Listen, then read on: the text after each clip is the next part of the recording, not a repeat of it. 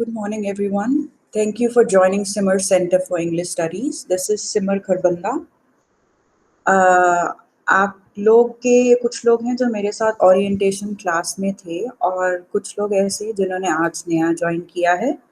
जो लोग हमारे साथ नए हैं उनके लिए फटाफट से मैं कुछ चीज़ें शेयर करना चाहूँगी।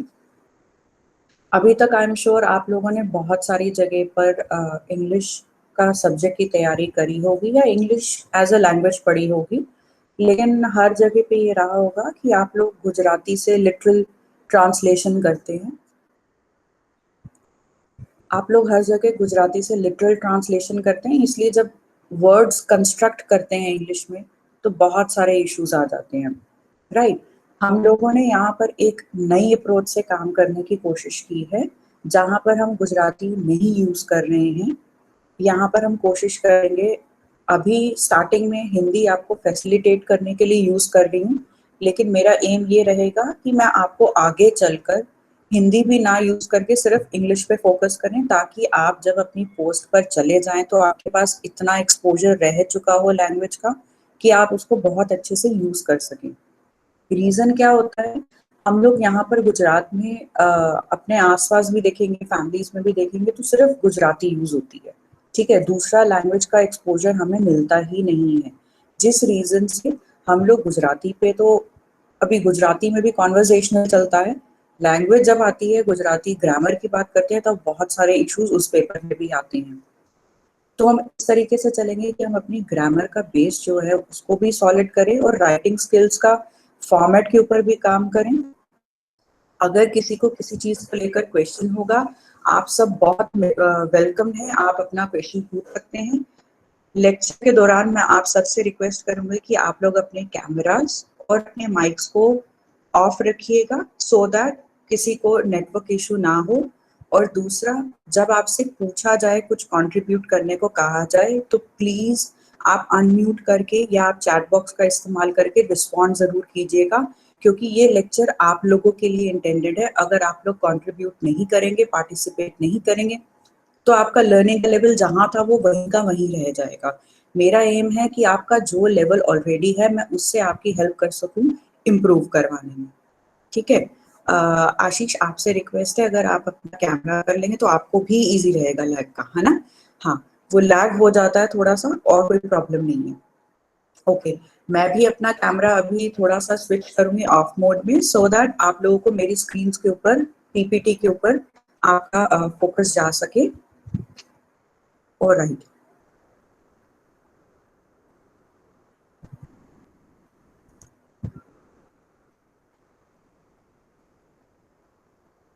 ओके, आपकी स्क्रीन पर अगर किसी को कोई भी प्रॉब्लम होगा, आप अपना क्वेश्चन, अपना डाउट चैट बॉक्स में छोड़ सकते हैं। मैं जैसे ही पीपीटी से ब्रेक लूंगी बीच में, तो क्या रहेगा, मैं आपके आंसर्स कर सकती हूँ, और जब मैं आपको कहूंगी कि ठीक है मैं यहाँ पर पॉज कर रही हूँ, आप अपना क्वेश्चन पूछ सकते हैं। यहाँ पर क्या है कि पीपीटी यूज करना, एक ये ऑनलाइन क्लासेस लेना एक नया तरीके का टेक्नोलॉजी है। मैं ये नहीं कहूँगी this is perfect, right. Classroom का एक्सपीरियंस एक अलग होता है, लेकिन यहाँ पर बहुत सारी चीज़ें ऐसी हैं जो क्लासरूम में नहीं हो सकती हैं। फॉर एग्जाम्पल, मैं जिस तरीके से अभी तक फॉर्मेट करवाती आई हूँ फिजिकल क्लासरूम में, वहाँ पर क्या होता है, मुझे हर चीज़ को टेंटेटिवली, रफली आपको ड्रॉ करके दिखाना पड़ता है बोर्ड के ऊपर कि ये फॉर्मेट होता है, यहाँ पर ये आता है, यहाँ पर ये आता है। लेकिन पीपीटी की हेल्प से ये होता है कि मैं आपको पूरा का पूरा फॉर्मेट एक ही बार में पूरा सैंपल आपकी स्क्रीन पर दिखा सकती हूँ कि वो किस तरीके से उसका स्ट्रक्चर होता है, और हर एक पैराग्राफ के ऊपर फोकस करते हुए मैं आपको बता सकती हूँ कि इसके अंदर किस तरीके से क्या लिखा हुआ है और इसको किस तरीके से लिखा जाता है। क्योंकि मैंने लास्ट क्लास में ओरिएंटेशन जो लेक्चर था उसमें शेयर किया था कि आप लोग, हर एक का लर्निंग स्टाइल डिफरेंट होता है, जिस तरीके से हर टीचर का पढ़ाने का तरीका भी अलग होता है। हम लोग बहुत स्लो चलेंगे, मुझे आपका हर एक टॉपिक कवर करना है लेक्चर में, चाहे वो ग्रामर है, चाहे वो राइटिंग स्किल है। मेरा एम है कि ग्रामर आपको इसलिए नहीं पढ़ाना सिर्फ कि आपके एक एक मार्क्स के जो लास्ट के क्वेश्चंस है वो पूरे हो जाए। बल्कि जो आपको सेंटेंस कंस्ट्रक्शन में दिक्कत आ रहा है, जहाँ पर राइटिंग स्किल्स में मार्क्स कट रहे हैं, उसके ऊपर भी हम लोग डिस्कस कर पाएं। ओके, अबाउट द लेक्चर्स थोड़ा सा फटाफट से, जो लोग नए हैं उनके लिए, हम लोग ये ऑनलाइन लेक्चर्स ले रहे हैं, प्रिंटेड या वीडियोस फॉर्म में नहीं है, बिकॉज उसमें आपको बहुत लिमिटेड आपके पास अपॉर्चुनिटी रहता है कि आप कुछ पूछ सकें या आप डिस्कस कर सकें, ठीक है। इंग्लिश के जो जितने भी पेपर्स हम लोगों ने या लेक्चर्स डिज़ाइन किए हैं, वो सारे एम करते हैं मेजरली आपके राइटिंग स्किल्स और आपकी ग्रामर के ऊपर। ग्रामर की जहाँ बात करेंगे, वहाँ ग्रामर में जितना आपके सिलेबस में है वो तो मैं करवाऊंगी ही, लेकिन जहाँ जहाँ मेरा जो एनालिसिस रहा है प्रीवियस ईयर, जो अटेम्प्टेड आंसर शीट्स हैं जो करेक्टेड हैं जीपीएससी के, उसके बेसिस पे मेरा जितना रहा है कि यहाँ यहाँ स्टूडेंट्स के मार्क्स डिडक्ट हुए हैं इस तरीके की पर्टिकुलर ग्रामर की वजह से, वो वाले ग्रामर टॉपिक्स भी मैं आपको यहाँ पर करवाऊंगी। ये प्लीज़ श्योर रखिए, श्योरिटी रखिए इस चीज़ की कि मैं आपको बहुत ज़्यादा आउट ऑफ द वे नहीं लेके जाऊँगी आपके टॉपिक्स के साथ, लेकिन एक बार आपका अगर बेस फाउंडेशन अच्छा हो जाएगा ग्रामर के साथ, तो आई एम श्योर आपको आज नहीं बाद में पोस्ट के ऊपर बैठने के बाद भी बहुत हेल्प मिलेगा। जो टॉपिक्स रफली आपके कवर होंगे मिनिमम, वो आपकी स्क्रीन्स पर है, जहाँ हम formal letter writing, parts of speech is grammar based, कि क्या क्या कौन कौन से टाइप्स के ग्रामर हमारे होते हैं वर्ड्स और उनको किस तरीके से यूज़ किया जाता है, use of articles and determiners, report writing, use of prepositions, fixes, press release appeal, जिनका नहीं है वो भी अगर करना चाहें you are very most welcome. Okay, tenses, then you have essay writing, reported speech, formal speech, active and passive, précis, transformation of sentences, phrasal verbs, writing on visual information, cohesive devices, and reading comprehension. Okay?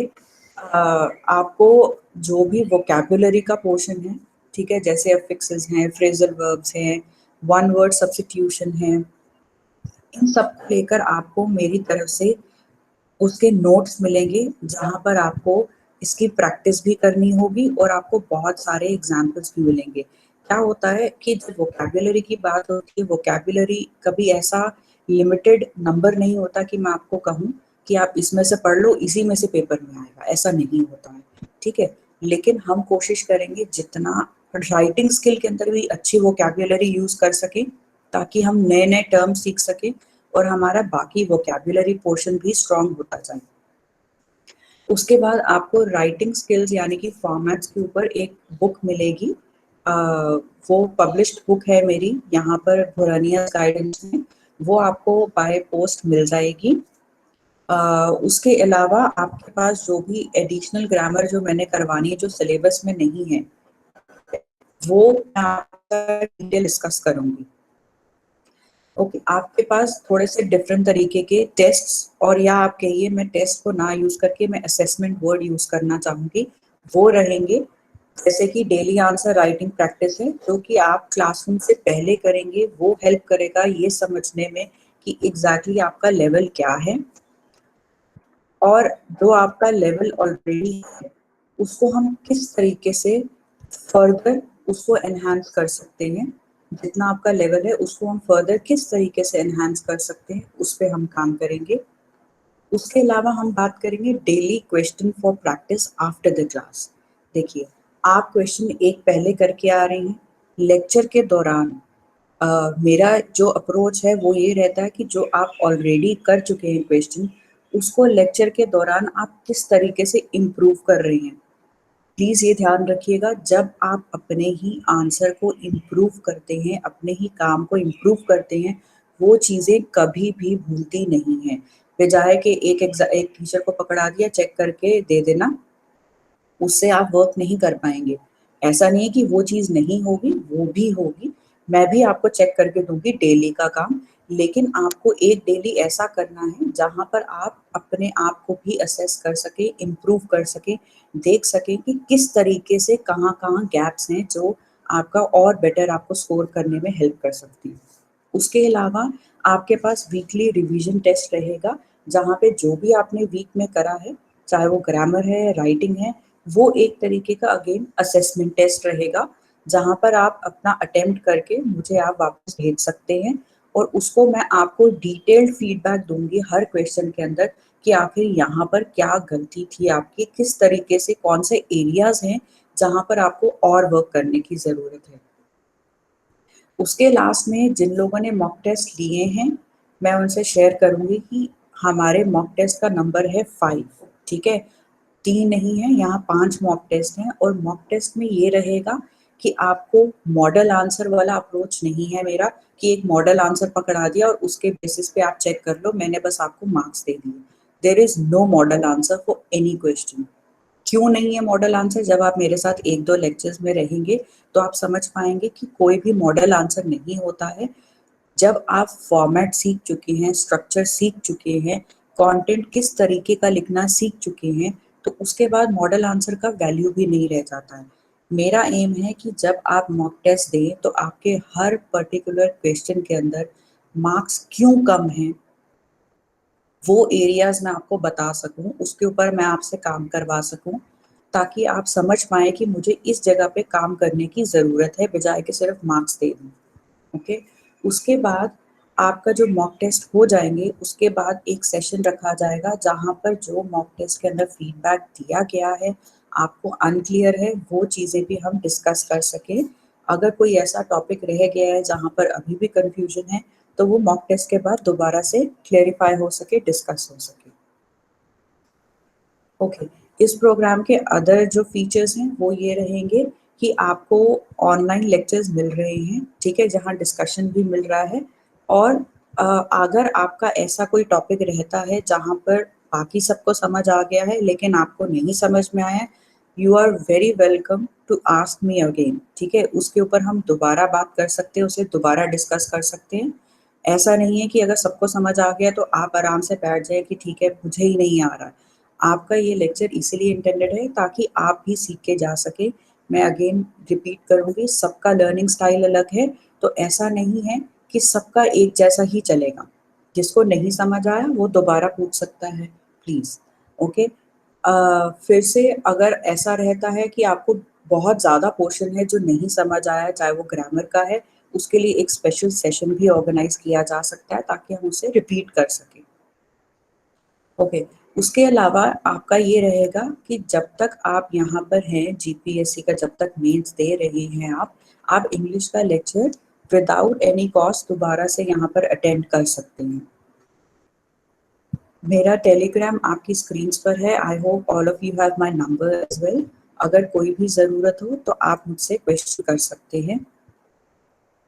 हम लोग क्या extra पढ़ने वाले हैं, ठीक है, please understand, ये extra करवाने का ना मेरा ऐसा इंटेंशन है कि आपको मैं डेविएट कर दूं आपके सिलेबस से, ठीक है।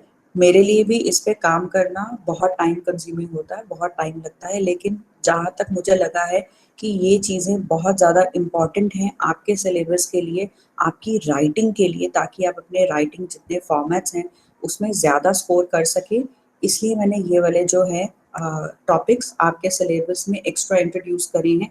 अगर आपको कहीं पर लगता है कि बहुत ज़्यादा हो रहा है, आप नहीं कर सकते हैं, आप लेक्चर नहीं अटेंड करना चाहते हैं, तो प्लीज़ ये बात को समझिएगा, मेरे लिए आपका राइटिंग स्किल में मार्क्स इम्प्रूव करने का थोड़ा-सा बंदिश आ जाएगी।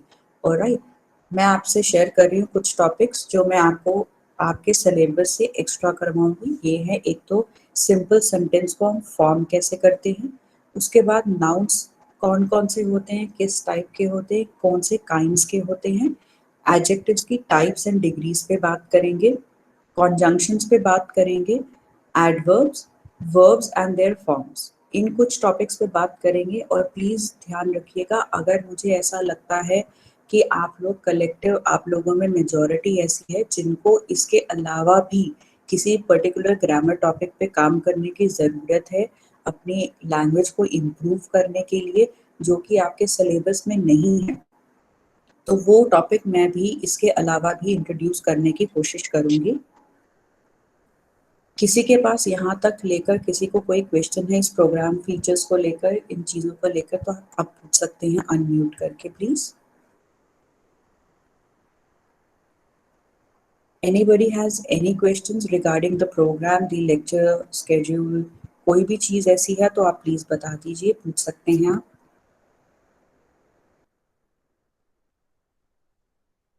कोई क्वेश्चन नहीं है किसी को? Alright, moving ahead. ठीक है, मेरे बारे में जो लोग नए हैं उनके लिए, मैं मास्टर्स और इंग्लिश ऑनर्स हूँ दिल्ली यूनिवर्सिटी से। उसके बाद मैंने काम किया है Cambridge university, university of Leeds and British council के साथ, ताकि मैं अपनी टीचिंग मेथडोलॉजी और किस तरीके से कंटेंट क्रिएट किया जाता है, किस तरीके से अलग अलग टाइप के लोग, यानी कि जिनके लिए इंग्लिश सेकेंड लैंग्वेज है और जिनके लिए इंग्लिश फॉरेन लैंग्वेज है, उनको अलग अलग किस तरीके से पढ़ाया जाता है। मेरा अभी तक का काम जो रहा है उसमें मैं लैंग्वेज ट्रेनर, ऑथर, एडिटर और टीचर एजुकेटर का काम कर चुकी हूँ और मेरा एक्सपीरियंस ओवर 13 ईयर्स का रहा है। मैंने दिल्ली में बहुत सारे इंटरनेशनल करिकुलम्स के साथ बुक्स अपनी पब्लिश की है और दिशा पब्लिकेशन के साथ मेरा यूपीएससी का काम रहा है। बुरानियस अकेडमी के साथ गांधीनगर में जो है उनके साथ मेरा मेजरली यहाँ पर काम रहा है इंग्लिश की बुक का।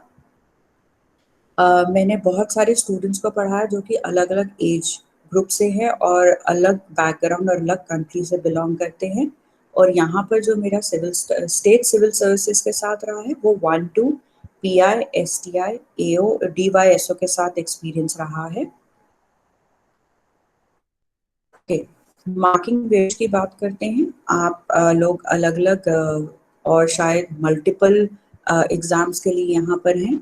जो लोग 1-2 के लिए हैं उनका 150 मार्क्स का इंग्लिश का वेटेज है, अकाउंट्स ऑफिसर के लिए 150 मार्क्स है एंड डीवाईएसओ के लिए 100 मार्क्स का है।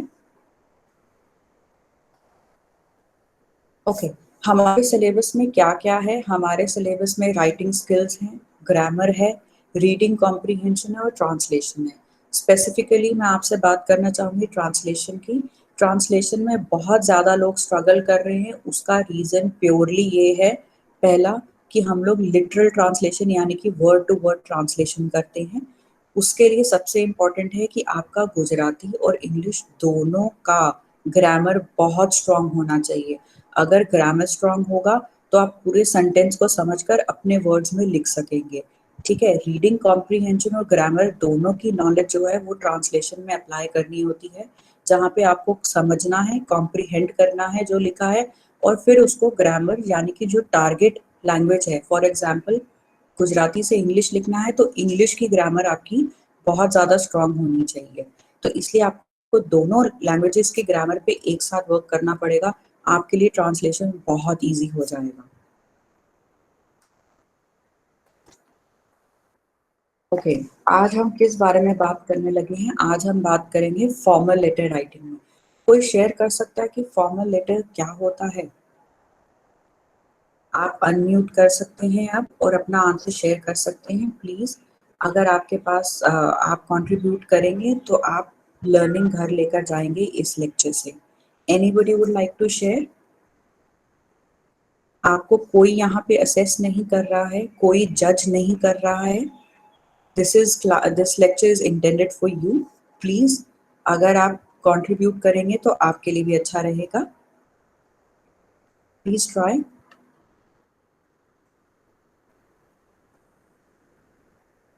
What is a formal letter? Formal letter होता क्या है? Okay, Mukesh. Okay, Urvi says official letters. Mukesh आप बताएंगे?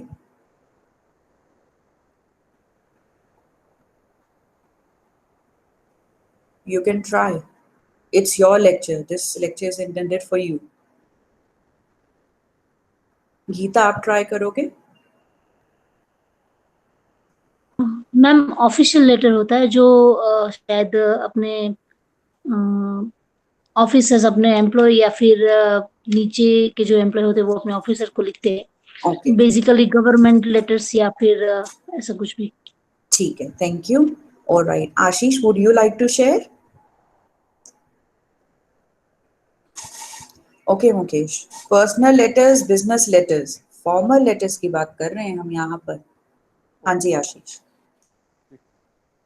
डे टू डे एडमिनिस्ट्रेशन में हायर अथॉरिटीज अपने सबऑर्डिनेट को जो राइटिंग में लिखते हैं, या सबऑर्डिनेट अपने ऑफिसर्स को जो एडमिनिस्ट्रेशन के रिगार्डिंग, मैनेजमेंट के रिगार्डिंग, डेली इश्यूज के बारे में जो कम्युनिकेट Right. करते हैं।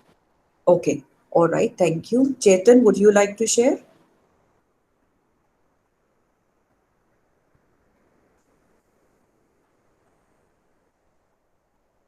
Nikunj?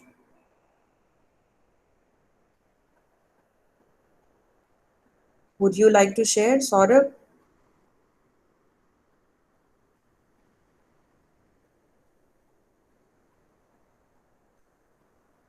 All right. Formal letters, ऐसे letters होते हैं. A formal letter, as it says, is written for formal communication. ठीक है, ध्यान से समझना. It includes letters written to government offices, authorities, officials, organizations, private or public, and other institutions. यानी कि कोई भी इंस्टीट्यूट, कोई भी इंस्टीट्यूशन हो, कोई भी अथॉरिटी हो, ऑफिशियल्स हो, ऑर्गेनाइजेशन चाहे वो प्राइवेट ही क्यों नहीं है या पब्लिक है, गवर्नमेंट ऑफिसेस, सब जगह जो भी कम्युनिकेशन होता है वो ज़्यादातर फॉर्मल कम्युनिकेशन होता है, और वो कम्युनिकेशन जो है वो लेटर जो है फॉर्मल लेटर बन जाता है. एंड आप लोगों ने सही शेयर किया. ये चाहे हो सकता है high ranking officer lower ranking को लिख रहा हो, चाहे लोअर रैंकिंग हाई रैंकिंग को लिख रहा हो, चाहे एक डिपार्टमेंट दूसरे डिपार्टमेंट को लिख रहा हो, या चाहे एक मिनिस्ट्री से दूसरे डिपार्टमेंट में जा रहा हो. राइट. तो ये सारे फॉर्मल लेटर्स हैं. आप शेयर कर सकते हैं कि फॉर्मल लेटर्स जो हैं आखिर हमारे सिलेबस में क्यों हैं. Why is learning to write a formal letter significant? क्यों है significant? क्या रीजन है कि जीपीएससी ने आपके सिलेबस में फॉर्मल लेटर राइटिंग डाला है? अब ऐसा तो है नहीं उन्होंने कहा कि ठीक है भाई फॉर्मल लेटर राइटिंग है, डाल दिया. Right Mukesh, address to newspaper editors and high officials. Okay, क्यों डाला है आपके सिलेबस में? ठीक है, हम इस पे भी बात करेंगे कि आखिर आपके सिलेबस में इसकी रेलेवेंस क्या है, इसके सिग्निफिकेंस क्या है. शिल्पा, आप शेयर कर सकते हो?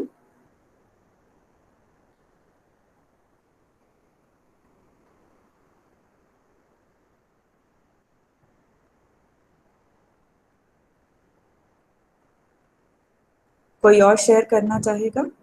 सौरभ, निकुंज,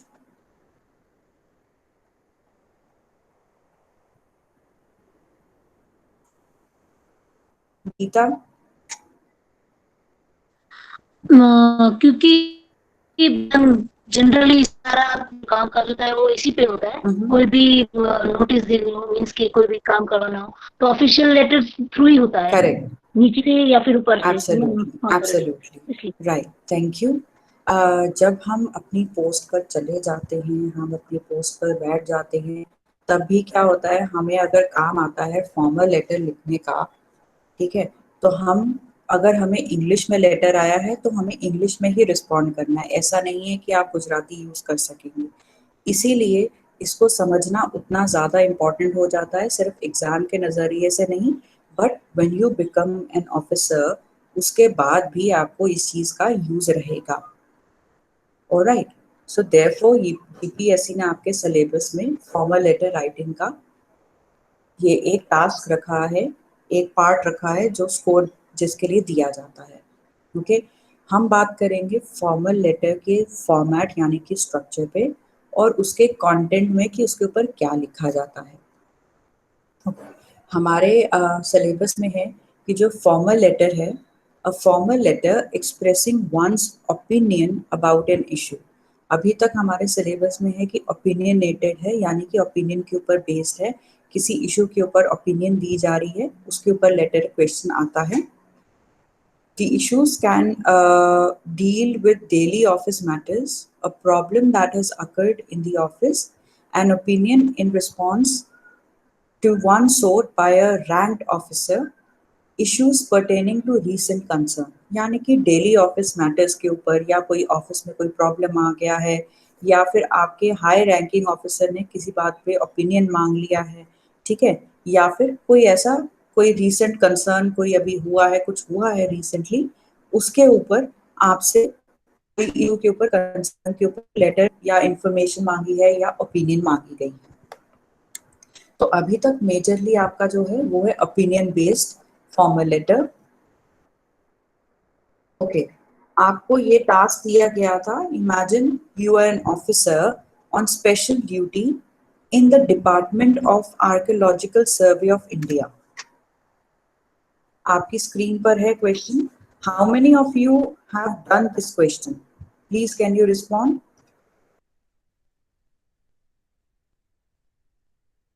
I have done, ma'am. I have done, ma'am.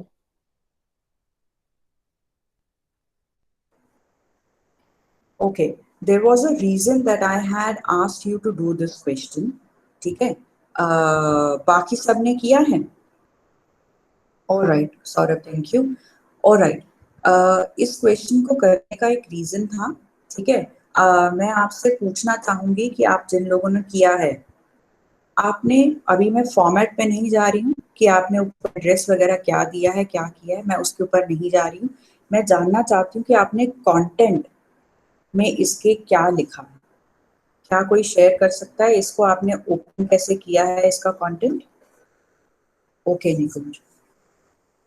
निकुंज, आप ट्राई करके देख सकते हो कि आज आपका माइक चल रहा है या नहीं, so that you can also share. Alright, कोई आप बता सकते हैं कि आपने स्टार्ट कैसे किया है? Chetan, would you like to contribute, would you like to participate? Yes, ma'am. हाँ, But please. मैंने लिखा नहीं है मैडम अभी। अच्छा ठीक है, टेक 2 minutes, जस्ट थिंक कि आप स्टार्ट कैसे करोगे। ओके, अग्रीड नहीं किया है। Okay. Hello madam. Yes Saurabh. हाँ, मैंने स्टार्ट किया है। I am writing this letter in response to your letter number ASI 2020/83 in Okay. which you have sought my opinion regarding the preserved archaeological treasure and incredible monuments. Starting paragraph. ठीक है, thank you Saurabh. आशीष, ये तरीका ठीक है सौरभ का लिखने का? आप सपोर्ट करोगे, आप अग्री करोगे?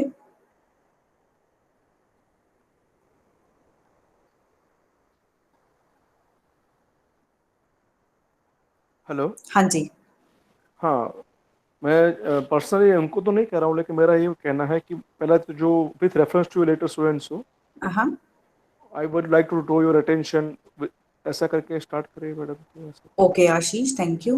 देखो, कोई भी यहाँ पर किसी को जज नहीं कर रहा है। जब मैं आपको पूछती हूँ कि क्या ये सही है तरीका या नहीं, इसका सिर्फ ये मतलब होता है कि आपने जो लिखा है और उन्होंने लिखा है क्या वो सेम है, या आप कोई और डिफरेंट ओपिनियन होल्ड करते हैं कि किसी अलग तरीके से शुरू होना चाहिए। प्लीज, मैं अगेन रिपीट कर रही हूँ, नोबडी इज जजिंग एनीबडी। ये बिल्कुल इसका फोकस इस लेक्चर का है आपकी इम्प्रूवमेंट, ठीक है।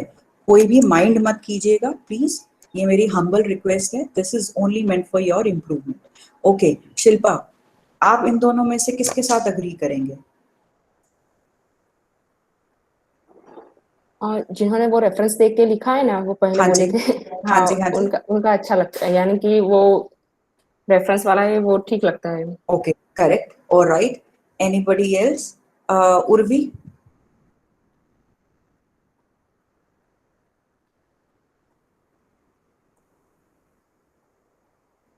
Quickly, Urvi.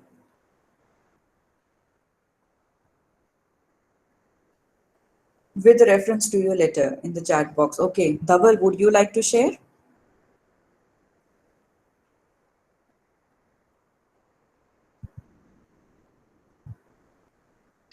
रेफरेंस वाला मैम ओके है, क्योंकि उसमें कनेक्टेड है दोनों।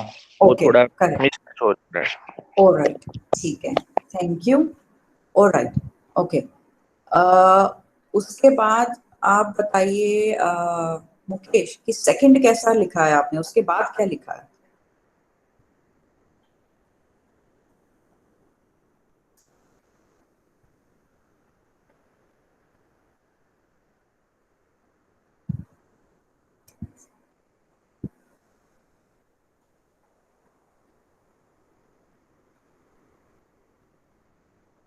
निकुंज, आपने क्या लिखा है उसके बाद?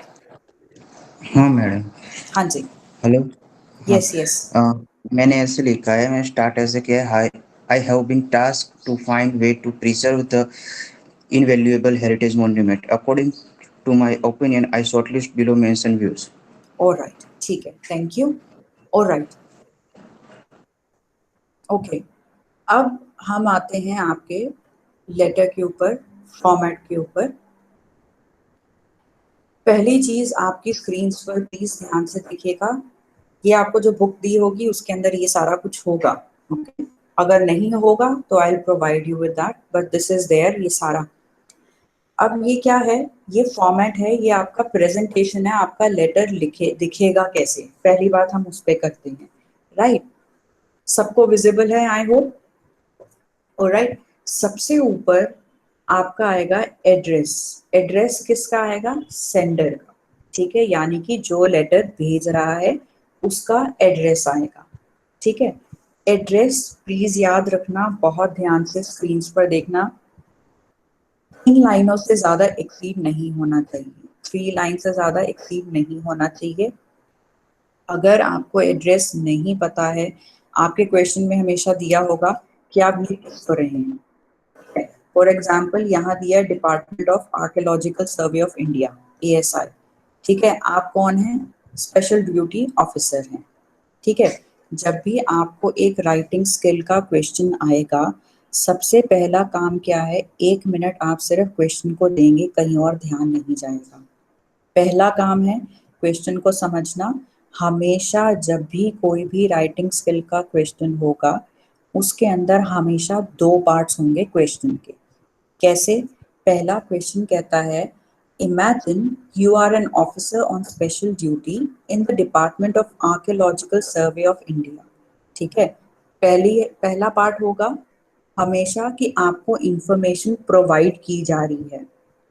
आई रिपीट, हमेशा क्वेश्चन के अंदर 2 पार्ट्स होंगे। पहला पार्ट आपको इंफॉर्मेशन प्रोवाइड करेगा, दूसरा पार्ट आपको बोलेगा कि आपको करना क्या है, ठीक है।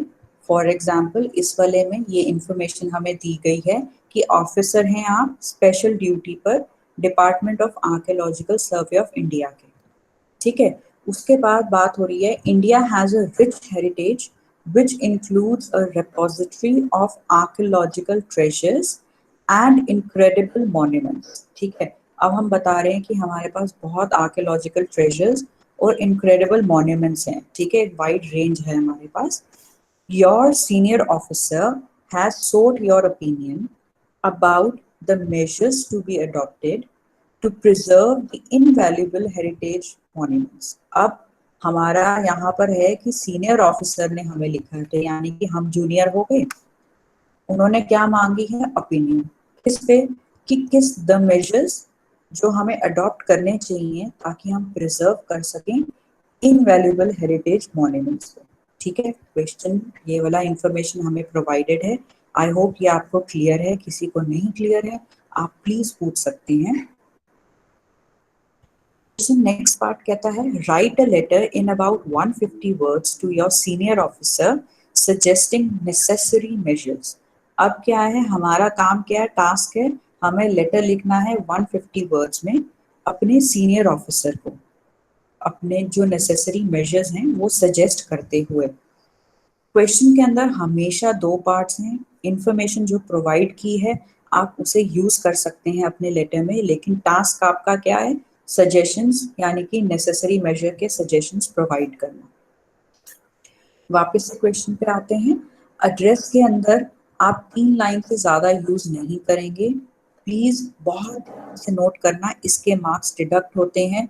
यहाँ पर पहली लाइन के बाद कॉमा है, सेकंड लाइन के बाद कॉमा है, थर्ड लाइन के बाद कुछ भी नहीं है, no full stop, no comma.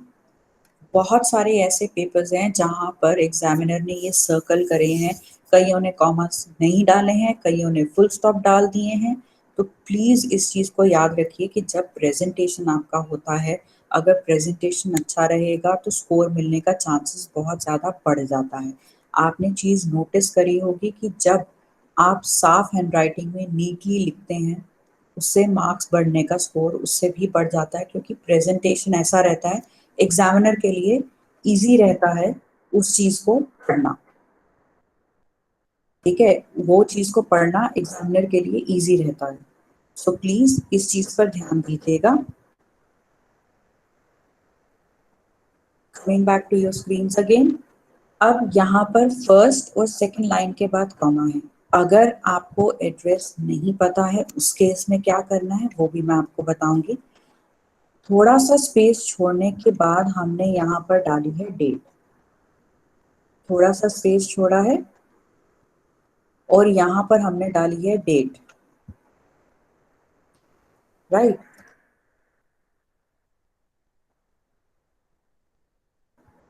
थोड़ा सा स्पेस छोड़ा, यहाँ डेट। डेट डालने का सबसे बढ़िया तरीका है कि आप इस तरीके से इस फॉर्मेट डालो। बहुत सारे लोग पूछते हैं कि हम 1 जून JUNE लिखकर पूरा डाल दें। आई विल नॉट से कि वो गलत है, लेकिन हम बहुत सेफ होकर चलेंगे, हमें रिस्क लेना ही नहीं है। हम चाहते हैं कि हम बिल्कुल सही तरीके से बहुत आराम से जो है एग्जामिनर को ऐसी चीज दें जहां पर फॉल्ट होने का बहुत कम स्कोप हो, ठीक है। ओके, नेक्स्ट आता है designation and address of the receiver and recipient, ठीक है। अब क्या है, हम बात कर रहे हैं डायरेक्टर, क्यों हम अपने सीनियर ऑफिसर को लिख रहे हैं। अगर आपको नहीं पता कि ऊपर की पोस्ट में डायरेक्टर आएगा तो आप वहां पर सीनियर ऑफिसर भी लिख सकते हैं, द सीनियर ऑफिसर। प्लीज इन चीजों को ध्यान रखिएगा।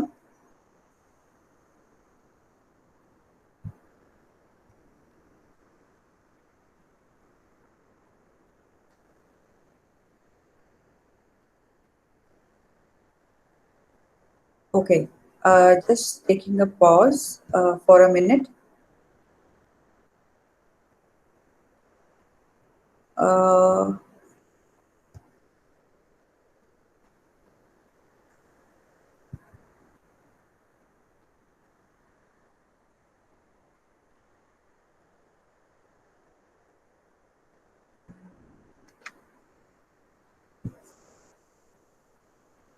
Just a moment, please. I think Hetal is trying to join, but she is unable to.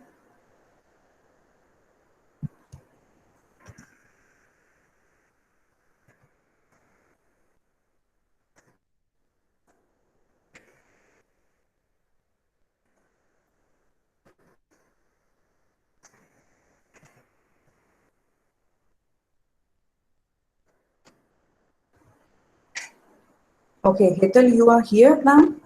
आपने ज्वाइन नाउ क्लिक किया था? बिकॉज आपका तो यहाँ पे मैसेज ही नहीं आ रहा था। Am I audible, Hetal?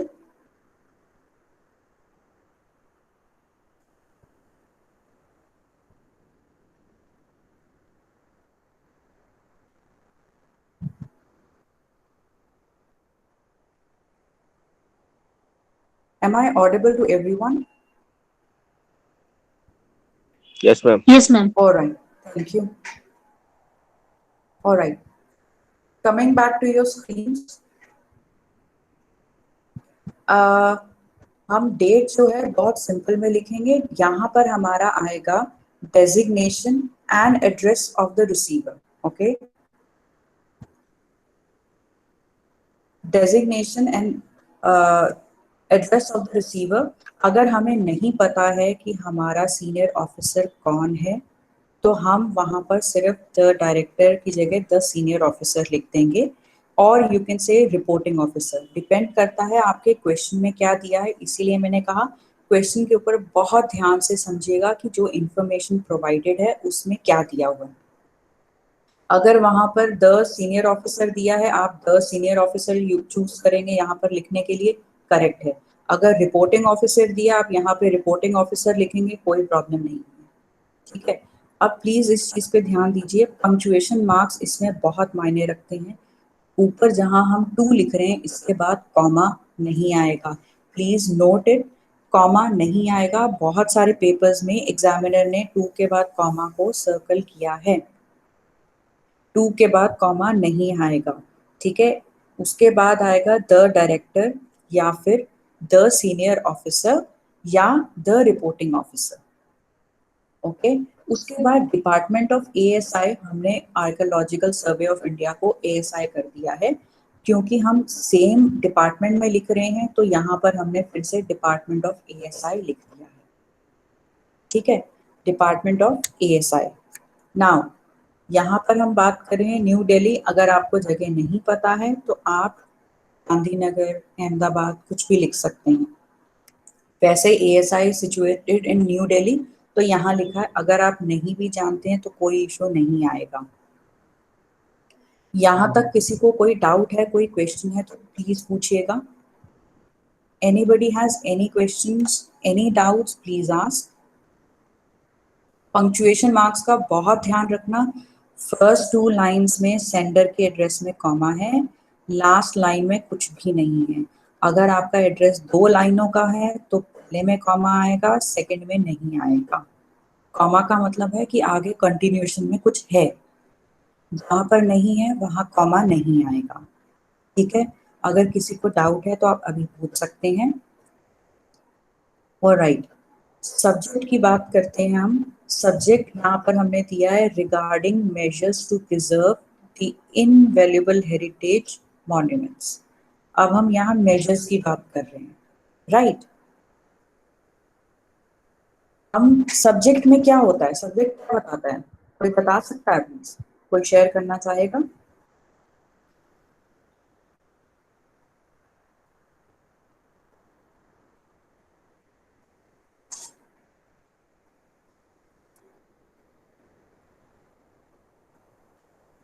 कोई शेयर करना चाहेगा कि सब्जेक्ट क्या होता है?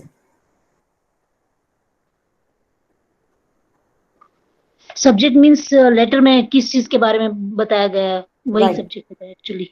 अब क्या होता है, जब हमारे पास कोई लेटर आता है, ठीक है, for example if some student has sent me something, मैं क्या करूँगी, अगर मुझे लगेगा कि सब्जेक्ट में ऐसे ही कुछ लिखा है हेलो मैम, क्या मैं वो पढ़ूंगी? नहीं पढ़ूंगी, right. Chetan says issue matter regarding we have what we have to write, right, correct। क्या होता है, अगर कोई इसी तरीके से लिख देगा तो मैं वो लेटर नहीं पढ़ूंगी, और प्रॉब्लली अगर आप अपने सीनियर ऑफिसर को लिख रहे हैं, ठीक है, तो आप बोल दोगे रिस्पॉन्स टू योर लेटर, तो शायद वो भी नहीं पढ़ेगा। आपको उसमें क्लियर मेंशन करना होगा कि आप लेटर किस बेसिस पे लिख रहे हैं, राइट। तो यहाँ पर हमने यूज किया है regarding measures to preserve invaluable heritage monuments. ठीक है, किसी ने कुछ डिफरेंट लिखा है, प्लीज शेयर करेंगे?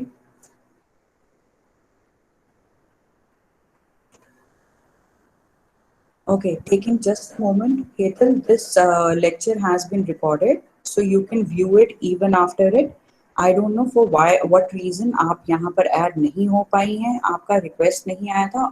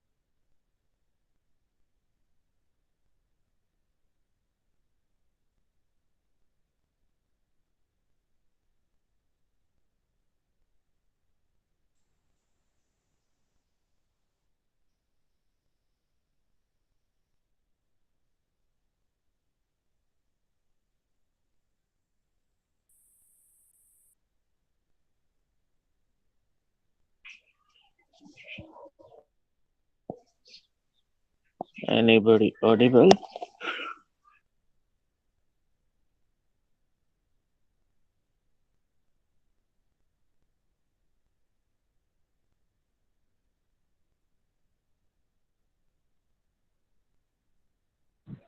તો યાર તો કઈ તો રેકોર્ડિંગ મોકલી દેજો તો એ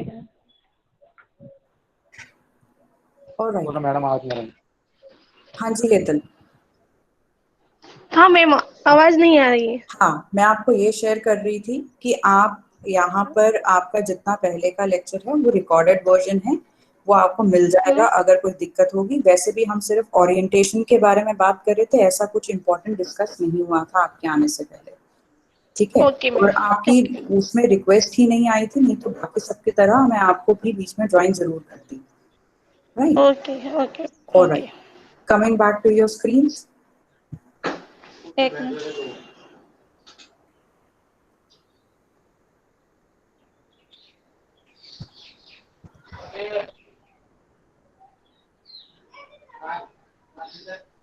हेतल आप अपना माइक म्यूट कर लोगे please. Right, Shilpa says opinion about the measures to be adopted to preserve heritage monuments. Correct. You can also say, देखो आपका ये बिल्कुल सही है, लेकिन इसके अंदर एक वर्ड मैं ऐड करना चाहूंगी, शेयरिंग। ओके, क्या होता है, आप एक एक्शन कर रहे हो तो आप ये चीज डाल सकते हो, sharing opinions about the measures to be adopted to preserve heritage monuments. Otherwise, it is absolutely correct. All right. Okay. Coming back to your screens.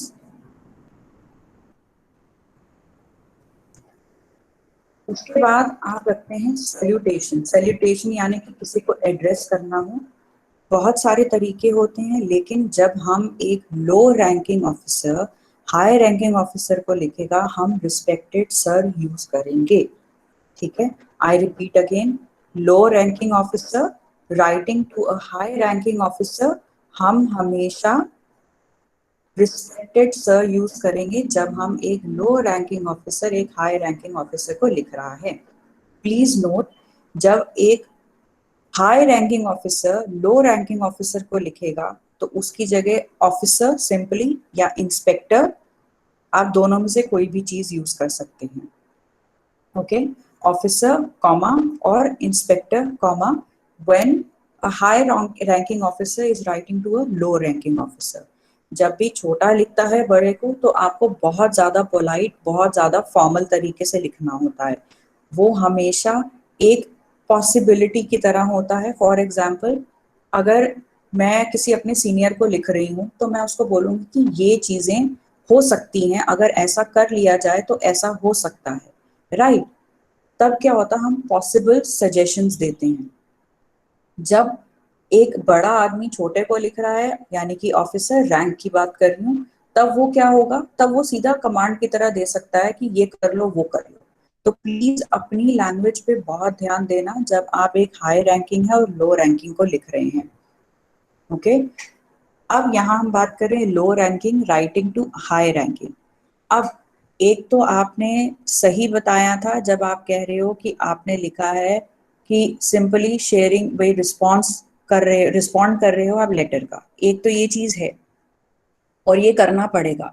आपका जो फर्स्ट पैराग्राफ है, जब भी आप ओपिनियन बेस्ड लिख रहे हैं low ranking officer high ranking को, आप हमेशा करेंगे I am writing this letter in response to your letter dated इतना in regard to sharing opinions for preserving the invaluable heritage monument। आप पहले तो आप बता रहे हो कि हम रिस्पॉन्ड कर रहे हैं कौन सी तारीख के लेटर को, ठीक है, और क्या शेयर करने के लिए, ओपिनियन शेयर करने की। आपकी एक लाइन में ये सारा कुछ आ गया, ठीक है। अगर आपको लगता है कि ये डिफिकल्ट है, कॉम्प्लेक्स सेंटेंस लंबा है, आप इसको ब्रेक भी कर सकते हैं। प्लीज समझिए कि जीपीएससी आपसे ये एक्सपेक्ट नहीं कर रहा कि आप बहुत कॉम्प्लेक्स या बहुत चीजें ऐसा वोकैबुलरी दें हैवी, लेकिन वो आपसे ये एक्सपेक्ट कर रहे हैं कि आप क्लियर और साफ चीज लिखें और ओरिजिनल लिखें। अगर मैं इसको यहाँ एंड करूँ, I am writing this letter in response to your letter dated this, तब भी मेरा काम हो जाता है, ठीक है। आपने दूसरा इम्पॉर्टेंट काम क्या करना है, जब आप अपने हाई रैंकिंग ऑफिसर को लिख रहे हैं, आप उनको थैंक्स करेंगे। I would like to thank you for giving me the opportunity. बस बहुत लंबा रिपीट नहीं करेंगे बार बार कि किस पे हम रिस्पॉन्ड कर रहे हैं, किसके लिए, कौन सी अपॉर्चुनिटी के लिए थैंक यू कर रहे हैं।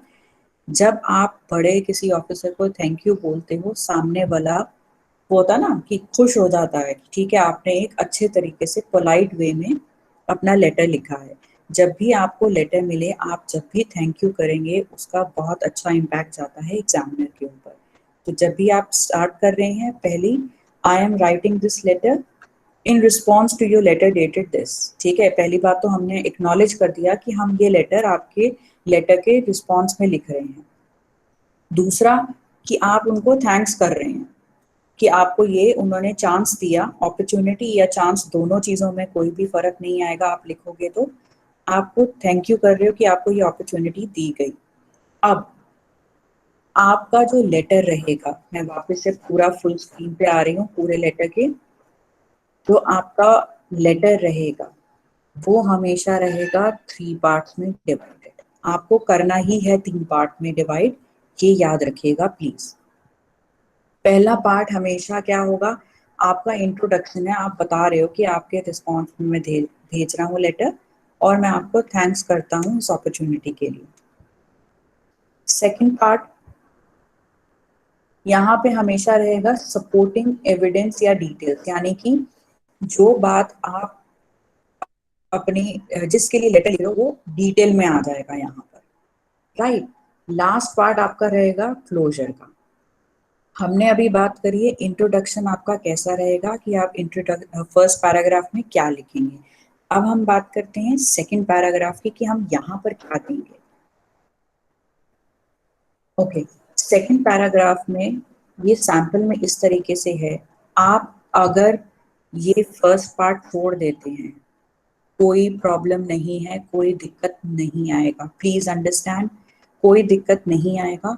लेकिन इम्पॉर्टेंट क्या है कि आपका लिखने का तरीका पोलाइट है या नहीं। आगे चल के शायद अगर ऐसा टाइम रहेगा तो मैं आपको मॉडल वर्ब्स पे भी काम करवाऊंगी, जैसे हमने यहाँ वुड यूज किया है। ठीक है, वुड होता है जब आप कुछ ऑफर करते हैं तब हम यूज करते हैं, please you can note it down. Would हम यूज करते हैं जब हम कोई रिक्वेस्ट या कोई ऑफर करते हैं कुछ। जब भी कुछ ऑफर करना, आई वुड लाइक टू, ये एक बाय डिफॉल्ट रहता है, आई वुड लाइक टू। ठीक है, I would like to share a few measures that may be helpful. First line पे वापस आते हैं, with the 10-year experience I hold of working in the department, जो मेरा 10 साल का एक्सपीरियंस है इस डिपार्टमेंट में काम करने का, उसके साथ, ठीक है, विद आ गया, उसके साथ मैं अपने ओपिनियंस, अपने मेजर्स ये रखता हूँ। ठीक है, ध्यान से इस लाइन को समझना, I would like to share a few measures that may be helpful, जो हेल्पफुल हो सकते हैं। फिर से प्लीज ध्यान से नोट कीजिए, वुड लाइक टू शेयर कर रहा है ऑफर करने का पोलाइट वे में, वुड लाइक टू ऑफर करता है पोलाइट वे में किसी को कुछ। मे बी जो वर्ड है मे, ये वाला मॉडल है, वर्ब क्या करता है कि आपको पोलाइट वे में पॉसिबिलिटी दिखाता है। ठीक है, I would like to share a few measures that may be helpful, कुछ ऐसे मेजर्स जो हेल्पफुल रह सकते हैं। ठीक है, मे बी। अब मैंने बता दिया कि ये पॉसिबल मेजर्स हैं मेरे, ये 100% सही नहीं है, पॉसिबल हैं। क्यों? आप अपने कमांडिंग ऑफिसर या सीनियर ऑफिसर को कह नहीं सकते हो कि ये तरीके हैं, इस तरीके से कर लो तो काम चल जाएगा।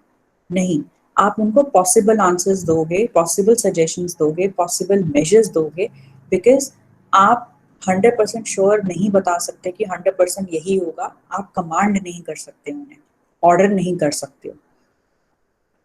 यहाँ पे है public private partnership models of sustenance of art and crafts can be considered।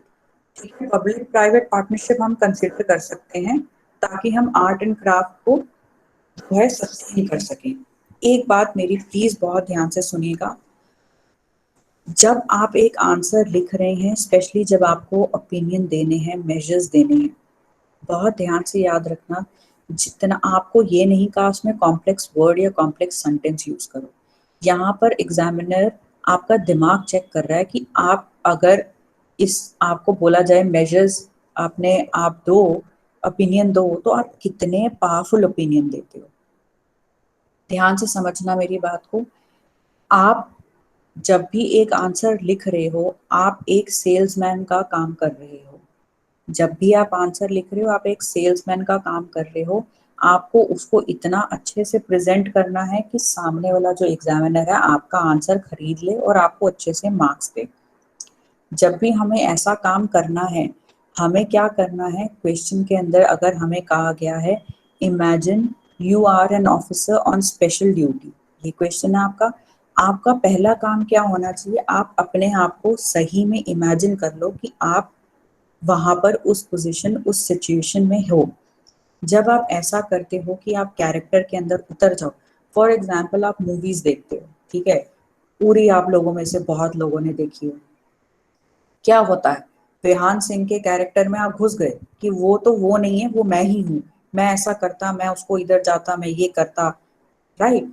तो क्या होता है, हम जब कैरेक्टर के अंदर उतर जाते हैं, हम सारी सिचुएशन को अपने आसपास देखते हैं, तो हम डिसीजन या जो एक्शन है वो बहुत अच्छे से ले पाते हैं। सिमिलरली कोई भी राइटिंग स्किल होगा, चाहे वो फॉर्मल लेटर राइटिंग है, चाहे वो रिपोर्ट राइटिंग है, अगर आप उसके अंदर अपने आप को पूरे कैरेक्टर में उतार लोगे तो क्या होगा कि आपको आंसर लिखने में बहुत मदद मिलेगी, आप बहुत सारी चीजें जल्दी सोच पाएंगे कंपैरेटिवली, ठीक है, जो अभी तक आप करते रहे। दूसरी बात, अगर आप बहुत जनरल आइडियाज, बहुत जनरल ओपिनियन देते हो, बहुत जनरल मेजर देते हो, जैसे सेफ्टी बढ़ा दो, गार्ड्स बढ़ा दो, ठीक है, तो ये क्या होगा, अब जैसे सीसीटीवी और लगा दो, दो बातें हैं, ध्यान से समझना। अगर मैं कहती हूँ मोर सीसीटीवीज शुड बी इंस्टॉल्ड, एक बात है। अगर मैं दूसरी बात कहूँ, इस सेंटेंस को प्लीज देखिए, sentence number point number 4, CCTVs could be, again could क्या है, फॉर्मल वे है, कैन भी वो यूज कर सकते हैं आप। CCTVs could be installed in the building, ठीक है। कर्टिलेज का मतलब होता है सराउंडिंग, अगर आप बोलोगे सराउंडिंग तो भी चलेगा, कोई दिक्कत नहीं है। ये सिर्फ आपको नई वोकैबुलरी देने का एक रीजन है कि मैंने यहाँ ये वर्ड यूज किया है।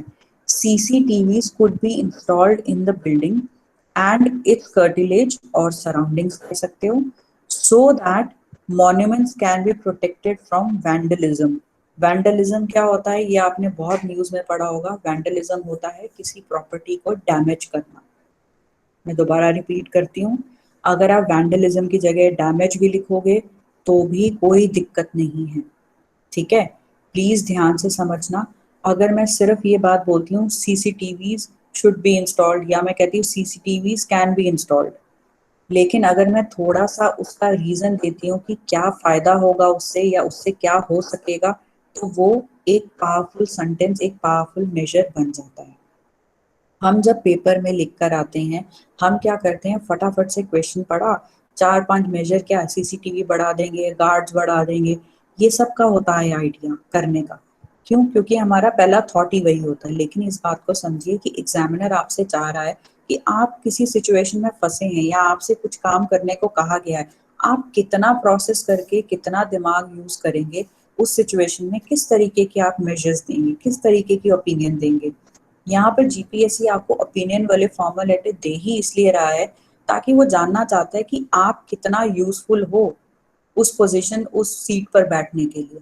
अगर आपको उस सीट पे बैठा दिया जाता है तो आप कितना कंट्रीब्यूट कर सकते हो ऑर्गेनाइजेशन के लिए, गवर्नमेंट के लिए, डिपार्टमेंट के लिए। इसीलिए आपको इस तरीके के क्वेश्चन पूछे जाते हैं। जब हम जीपीएससी का रीजन और उनका माइंड पढ़ सकें कि वो एग्जैक्टली हमसे क्या करवाना चाह रहे हैं, तो हमारे आंसर्स में अपने आप फर्क आने लग जाएगा। इसी तरीके से जब भी आपको मैंने नहीं कहा 10 पॉइंट्स दो, लोग यही करते हैं, 8-8, 10-10 पॉइंट दे दिए। नहीं, प्लीज आप 3 से 4 भी यूज करेंगे, कोई प्रॉब्लम नहीं है, लेकिन पावरफुल यूज करो, कि एक्चुअली में वो उनका काम क्या हो रहा है वहां पर, किस तरीके से वो हेल्प कर रहे हैं। ठीक है, तो प्लीज अपने पॉइंट्स को 3 से 4 भी रखेंगे, कोई दिक्कत नहीं है। आपकी लैंग्वेज बहुत सिंपल है, कोई दिक्कत नहीं है, लेकिन आपका ओपिनियन, आपका मेजर कितना पावरफुल है, कितने तरीके से लिखा गया है, पोलाइट वे में लिखा गया है, वो मैटर करेगा आपको एग्जामिनर से मार्क्स लेने के लिए। ओके, फिर से आते हैं सेकंड पॉइंट पे, introducing a compulsory offline and online training for tourism purposes may be contributive. Again word may या can या could, ये क्या है, वो है पॉसिबिलिटी है, ये बताता है और पोलाइट वे में बोलता है कि आप ऐसा कर सकते हैं। Introducing a compulsory offline and online training, अगर हम एक कंपल्सरी ऑफलाइन ऑनलाइन ट्रेनिंग कर लें टूरिज्म पर्पसेस के लिए तो वो भी बहुत हेल्पफुल रहेगा। ठीक है, regular cleanliness drives may help keeping the monument safe from deterioration. अब क्या है, deterioration नहीं यूज करेंगे, डैमेज यूज करोगे चलेगा, कोई दिक्कत नहीं है। रेगुलर क्लीनलीनेस ड्राइव्स, आपको रेगुलर क्या है, सफाई के, यहाँ पर कोई प्रोग्राम सफाई का अरेंजमेंट होना चाहिए, आप अरेंजमेंट यूज करोगे तब भी चलेगा, रेगुलर क्लीनलीनेस अरेंजमेंट्स। ठीक है, आप वो भी कर सकते हो, या फिर क्लीनलीनेस की इंश्योर करा जाए, रेगुलर मॉनिटर किया जाए, रेगुलर क्लीनलीनेस मॉनिटर्स भी कह दोगे तब भी चलेगा। प्लीज ध्यान रखिएगा, ये डिस्कशन से निकल कर आते हैं, सब कुछ लिखी हुई नहीं होता, ये ऑन द स्पॉट होता है, तो अगर कोई ऐसा पॉइंट हो प्लीज नोट कर लीजिएगा। अगर हम रेगुलर क्लीनलीनेस के ऊपर मॉनिटरिंग करें तो हम मॉन्यूमेंट्स को और टूटने से या खराब होने से बचा सकते हैं, राइट। उसके बाद फिफ्थ पॉइंट हमारा कह रहा है, डैमेज्ड रूफ्स और वॉल्स कुड बी कवर्ड, जो छत खराब हो गई है, दीवारें खराब हो गई हैं, उनको कवर कर दिया जाए ताकि और ज्यादा आगे डैमेज ना हो। ओके, अब मैं पॉज कर रही हूँ, किसी को कोई डाउट है, किसी को कुछ नहीं समझ में आया है, किसी को कोई कंफ्यूजन है, प्लीज आस्क, प्लीज पूछिए।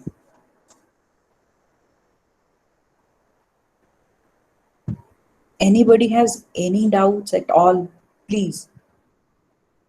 अगर आपको नहीं समझ आया है इसके आगे मत चलिएगा, अभी अपने डाउट्स क्लियर करेंगे तो आपको बहुत इजी रहेगा कनेक्ट कर पाना। किसी को कोई डाउट नहीं है, सबको समझ आ गया है?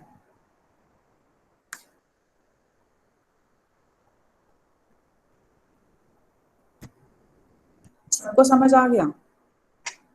Shilpa, you comfortable? Yes, ma'am. Okay, Saurabh?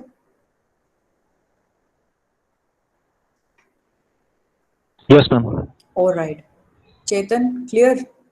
Yes, ma'am. Okay, Mukesh, Nikunj, समझ में आ गया? Yes, ma'am. Yes, ma'am. Alright, okay. क्या आप देख पा रहे हैं किस तरीके से, कौन सी जगहें हैं जहां पर हम अभी गैप छोड़ रहे थे अपने लिखावट में, हमारी राइटिंग में कहां पर गैप्स थे? Are you able to see them? Right Mukesh, vocabulary. अब देखो, अगर मैं आपको हैवी वोकैबुलरी नहीं बोलती यूज करने को, क्या आप सराउंडिंग वर्ड यूज कर सकते हो? एक सिंपल सा जवाब दो, सराउंडिंग हो सकता है? आपको देखो, एक बात को याद रखना मेरी बहुत ध्यान से, एग्जामिनर आपसे ये एक्सपेक्ट नहीं करेगा कि आप बहुत हैवी वोकैबुलरी यूज करो। क्यों? क्योंकि जो आपका सीनियर ऑफिसर होगा, जरूरी तो नहीं कि उसको सारी हैवी वोकैबुलरी आती हो, लेकिन अगर आप अपना पॉइंट बहुत पावरफुली प्रेजेंट कर रहे हैं, बहुत कन्विंसिंग है आपका पॉइंट, तो वो तो लेगा, एक्सेप्ट करेगा ना, उसको बात समझ आनी चाहिए, right. So don't worry about the vocabulary at this stage, work on writing a good answer. Clear है आपको? हेलो। हाँ जी आशीष। हाँ मैडम, एक दो डाउट्स जरा जी जी क्लियर जी, करेंगे। बताइए।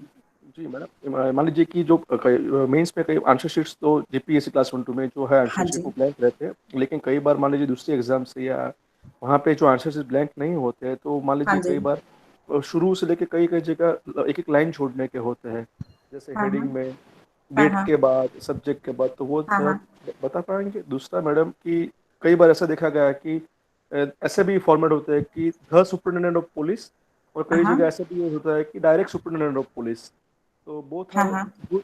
और तीसरा चीज कि रिस्पेक्टेड सर्च में भी कई बार सर हम्म, जो होता है वो कैपिटल में एस होता है, कई बार स्मॉल में भी देखा गया है, तो ये जी जी कंफ्यूजन था 2 3 चीज का मैडम। बिल्कुल बिल्कुल आस्किंग। ओके, एक एक करके लेते हैं। पहला, रिस्पेक्टेड सर जो है ना उसको एस को बड़ा रहने दो प्लीज, हर जगह पे एस को बड़ा रहने दो। ओके, उसके बाद आपने बात की है कि जब हम बात कर रहे हैं सुपरिटेंडेंट, द आएगा नहीं आएगा, जी क्वेश्चन के जी साथ स्टिक रहो। अगर आपका क्वेश्चन कहता है द, आप द लिखो। अगर वो द नहीं कहता है तो सिर्फ सुपरिटेंडेंट ऑफ पुलिस, कोई जी दिक्कत मैडम। नहीं है। ठीक है, जी उसके अलावा आपका एक क्वेश्चन और था। लाइन जो थे ना मैडम, ये हाँ, लाइंस। लाइन। देखो, जी जो आपको फॉर्मेट में दिया ना, मैंने अपनी बेस्ट पॉसिबल नॉलेज, जितने पेपर्स एनालिसिस करें उसके हिसाब से, बेस्ट पॉसिबल नॉलेज के हिसाब से, आप देखेंगे एड्रेस के बाद मैंने जरा सी जगह छोड़ी है जी मैडम। डेट डालने के लिए। उसी तरीके से नीचे जहाँ designation of address of receiver है, न्यू दिल्ली के बाद थोड़ी सी लाइन छोड़ी है सब्जेक्ट लिखने के लिए। सब्जेक्ट के तुरंत नीचे रिस्पेक्टेड सर है। जी हमारा फर्स्ट पैराग्राफ कहाँ से शुरू हो रहा है, सेकंड पैराग्राफ उसी की सीक्वेंस में है। ठीक है, उसी तरीके से थर्ड पैराग्राफ उसकी सीक्वेंस में है। तो ये इस चीजों को मैंने इसी वजह से दिया है ताकि आपकी गलती का स्कोप मिनिमल हो जाए।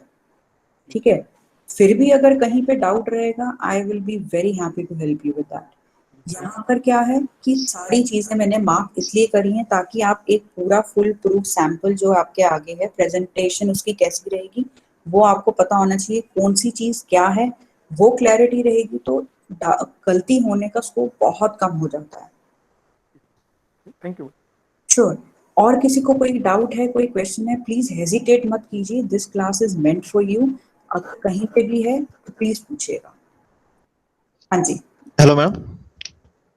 हाँ हाँ मैडम, तो जो लेटर में होता है ऑफिशियल लेटर में इनवर्ड और हाँ हाँ हाँ आउटवर्ड हाँ, नंबर लिखना होता है, वो नहीं, कंपलसरी है? हमें ऐसा कुछ नहीं लिखना है। क्यों नहीं लिखना है मैं उसका रीजन बताती हूँ। जब हम आउटवर्ड वगैरह नंबर होते हैं ना, अगर आप किसी पोजीशन वाले बंदे को देखेंगे ना, तो वहां पर वो प्रिंटेड फॉर्म में होता है। ठीक है, आधा प्रिंटेड होता है, सिर्फ आपको डेट के हिसाब से लास्ट में एक डिजिट लिखना होता है। तो ऐसा नहीं है कि अगर आप आउटवर्ड नंबर या इनवर्ड नंबर करेंगे तो आपको उसके मार्क्स एक्स्ट्रा मिलेंगे, ऐसा कभी नहीं होता। ओके, एक एड्रेस लिखने का तरीका और भी है। जब आपको नहीं समझ आ रहा कि एड्रेस क्या है, आपकी स्क्रीन पर मैं आपको दिखा रही हूँ, अगर आपको नहीं समझ आ रहा कि एग्जैक्टली क्या किस तरीके से लिखना है, तो आप यहाँ पे address line 1, address line 2, address line 3 कर सकते हैं। लेकिन प्लीज ध्यान से देखिएगा, फर्स्ट के बाद कॉमा है, सेकंड के बाद कॉमा है, थर्ड के बाद ना फुल स्टॉप है ना कॉमा है। बहुत ध्यान से समझिएगा, इसमें कॉमास वगैरह का बहुत इंपॉर्टेंस है। कहाँ कहाँ पंक्चुएशन मार्क्स आ रहे हैं उसका बहुत इंपॉर्टेंस है। प्लीज अगर कहीं पे डाउट हो तो आप पूछ सकते हैं। Okay, coming back to your letter, last जो हमारा पैराग्राफ है वो क्लोजर होता है। क्लोजर क्या होता है, हम क्लोजर में एक रिक्वेस्ट करते हैं, ठीक है, या होप करते हैं। किस तरीके से, अब जब हम लेटर एंड कर रहे हैं, हमने अपने ओपिनियन तो बता दिए, ठीक है, अब हम उसको एंड कैसे करेंगे। आई एम होपिंग या आई होप, फिर से ध्यान से सुनिएगा, आई एम होपिंग या I hope that my opinions may be contributive या may be helpful. Okay Mukesh, मैं दोबारा से बोल रही हूँ, सिंपल लैंग्वेज में अगर यहाँ कॉन्ट्रीब्यूटिव की जगह हेल्पफुल यूज करोगे कोई दिक्कत नहीं है। I hope that my opinions may be helpful in protecting our national heritage.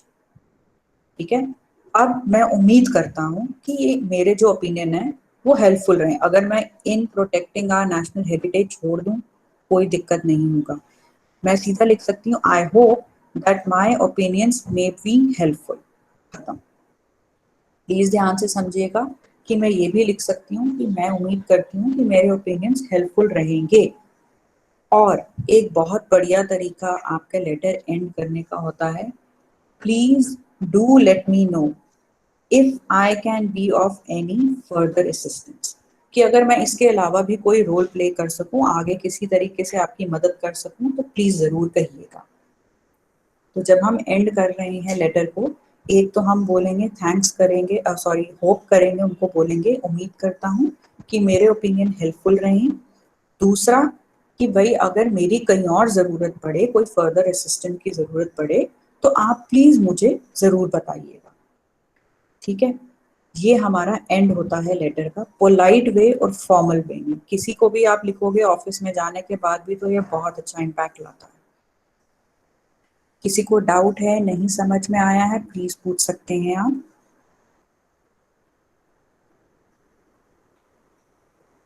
Okay, last में आपने थैंक यू लिखना है।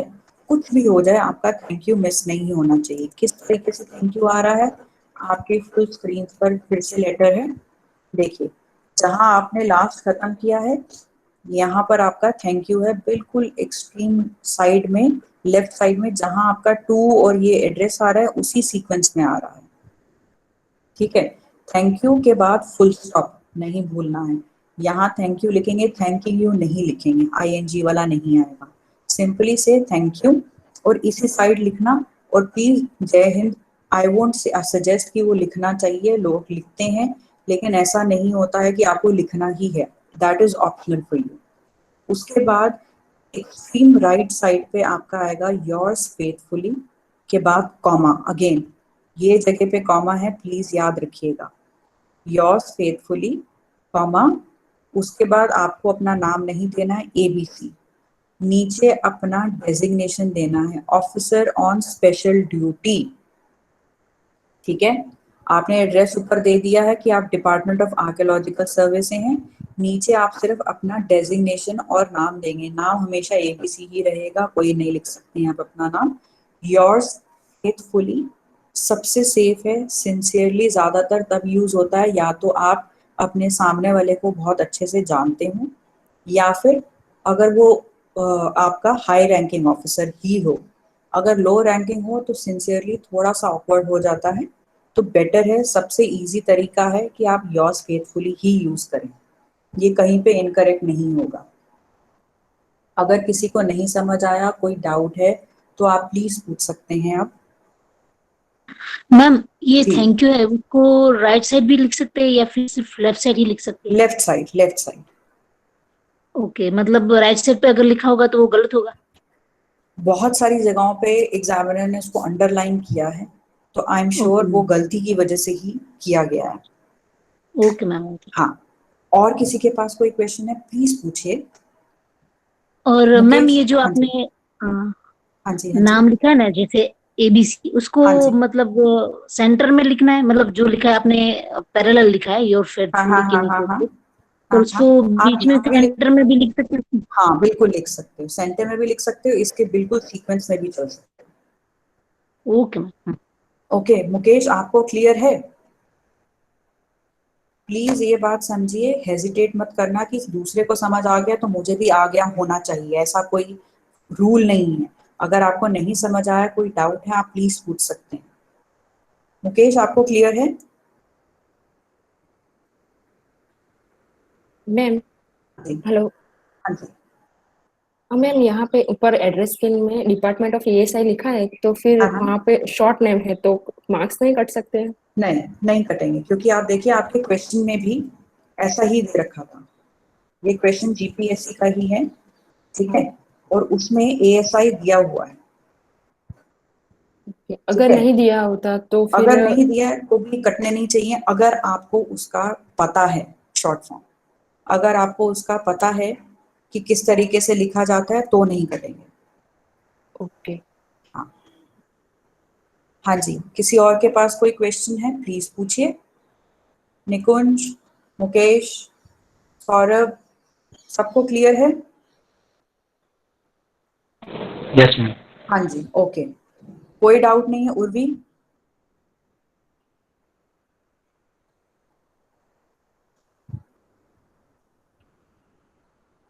किसी को कोई डाउट नहीं है? Dhaval, any questions, any doubts?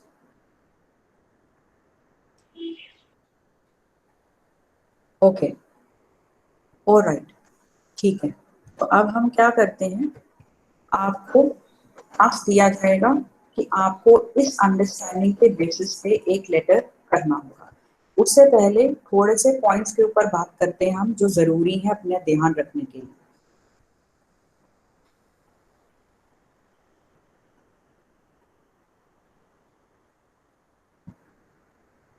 Last में कहाँ पे उर्वी, कौन सी जगह पे फुल स्टॉप पूछ रहे हो आप अनम्यूट भी कर सकते हो, बिकॉज मेरा फुल स्क्रीन रहता है ना, तो मुझे चैट बॉक्स दिखता नहीं है।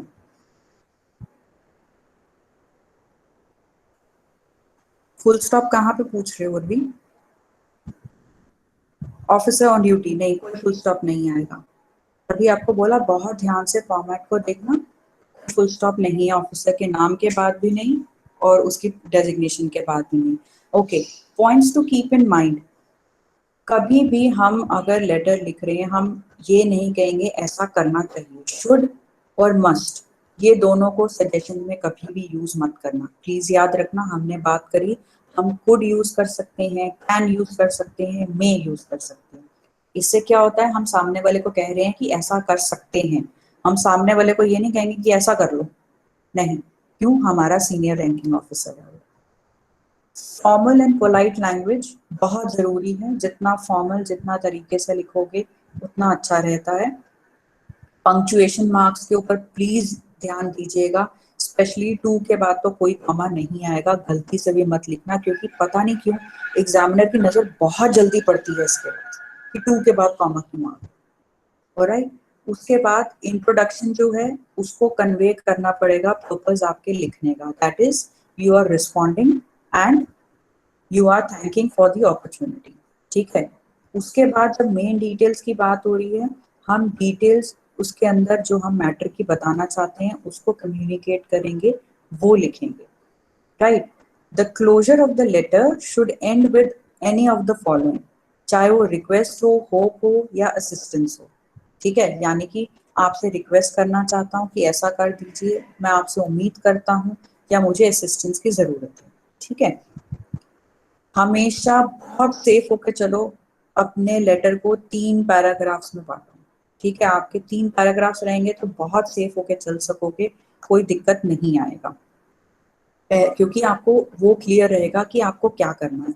ओके, एक बहुत इंपॉर्टेंट चीज है अगेन, कि आप इस तरीके से कॉन्ट्रैक्शन यूज मत करना, आई एम, ठीक है, कांट, ऐसे नहीं, पूरा can not, will not, could have, I am. Contraction formal में नहीं यूज होते हैं, मत कीजिएगा। ठीक है, और फॉर्मेट को बहुत ध्यान से समझिएगा प्लीज, कि कहाँ कहाँ पर पंक्चुएशन किस तरीके से है, कौन कौन सी साइड पर क्या लिखना है। इससे आपको बहुत हेल्प मिलेगा, ताकि आप जल्दी से उस फॉर्मेट को समझ जाएं। एक बार फॉर्मेट क्लियर है तभी आप कंटेंट के ऊपर पूरा फोकस कर पाएंगे। आपके लेटर का जो सब्जेक्ट है, प्लीज उसको कोशिश कीजिए कि एक ही लाइन में खत्म हो जाए, लंबा ना हो। सब्जेक्ट के लिए SUB ही यूज करना, जैसे कि सैंपल में यूज किया गया है। ठीक है, किसी को अगर कोई डाउट है, कुछ नहीं समझ में आया है, कोई क्वेश्चन है, आप प्लीज पूछ सकते हैं। Anybody has any questions? Okay, on your screens again एक और सैंपल है हमारे पास। ठीक है, ये थोड़ा डिफरेंट टाइप का है, ये आपके सिलेबस में, आपके क्वेश्चन पेपर में अभी तक नहीं आया है, लेकिन आपको लिखना आना चाहिए। एक फटाफट से एक सैंपल और डिस्कस कर लेते हैं। Imagine you are the police inspector of zone 1. You are facing trouble in managing the increasing theft rate in your zone due to lack of manpower. Please ध्यान से समझिए अगेन, इसमें इंफॉर्मेशन क्या दी गई है। आप पुलिस इंस्पेक्टर हैं एक जोन 1 के, आपको बहुत सारी प्रॉब्लम हो रही है सिचुएशन मैनेज करने में। कैसी सिचुएशन? थेफ्ट रेट बढ़ रहा है, यानी कि चोरी बढ़ रही है आपके एरिया में। क्यों? मैन पावर कम होने की वजह से। अब टास्क क्या है आपका? Write a letter to the deputy commissioner of Ahmedabad city expressing your concern and requesting for aid. Please ध्यान से समझना क्वेश्चन को, इसके अंदर 2 पार्ट्स हैं क्वेश्चन के भी। कि आपको अपना कंसर्न भी बताना है और मदद भी मांगनी है। ठीक है, मैं दोबारा रिपीट कर रही हूँ कि आप एक पुलिस इंस्पेक्टर हैं, आपको प्रॉब्लम हो रही है थेफ्ट रेट, बढ़ते हुए थेफ्ट रेट को संभालने में, क्योंकि आपके पास मैन पावर कम है। ये आपके पास इंफॉर्मेशन दी गई है। आपका काम क्या है? आपको लेटर लिखना है डेप्यूटी कमिश्नर को। कहाँ? अहमदाबाद सिटी के। ठीक है, क्या करना है? कंसर्न भी बताना है और मदद की रिक्वेस्ट भी करनी है। क्या सबको क्वेश्चन क्लियर है? अगर नहीं क्लियर है तो आप प्लीज पूछ सकते हैं। Okay, alright. अब आते हैं आपकी स्क्रीन पर। अगेन ऊपर हमने सेंडर का एड्रेस दिया है, 1 लाइन, 2 लाइन, 3 लाइन, इस तरीके से। लास्ट वाली लाइन में कोई कॉमा या फुल स्टॉप नहीं है, थोड़ा सा स्पेस छोड़ा है, डेट डाली है हमने, बिल्कुल जो बाय डिफॉल्ट सिंपलेस्ट फॉर्मेट होता है डेट का, उसमें। ठीक है, उसके बाद डेजिग्नेशन, क्योंकि हम डेप्यूटी कमिश्नर को लिख रहे हैं, 2 के बाद अगेन कोई कॉमा नहीं है। फिर आया है deputy commissioner, police department, Ahmedabad. Okay, subject में क्या है? Request for man power to control theft rate in zone 1। हमारा सब्जेक्ट क्या है? रिक्वेस्ट कर रहे हैं मैन पावर के लिए, ताकि हम थेफ्ट रेट को कंट्रोल कर सकें जोन 1 में।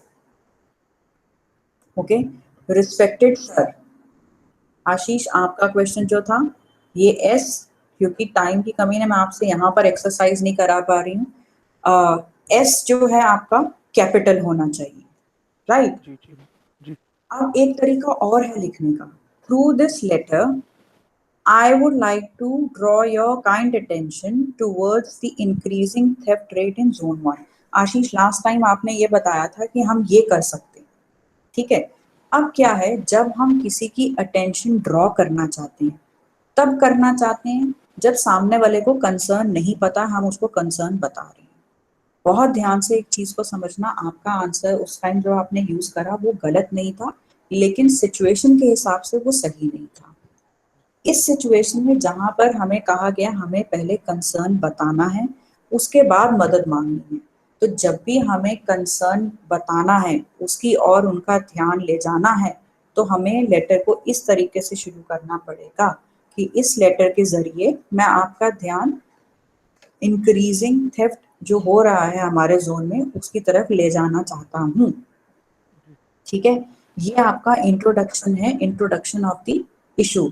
यहाँ पर हमारा कंसर्न पता नहीं है सामने रीडर को, हम पहले कंसर्न बता रहे हैं, उसके बाद हम उनसे हेल्प मांगेंगे।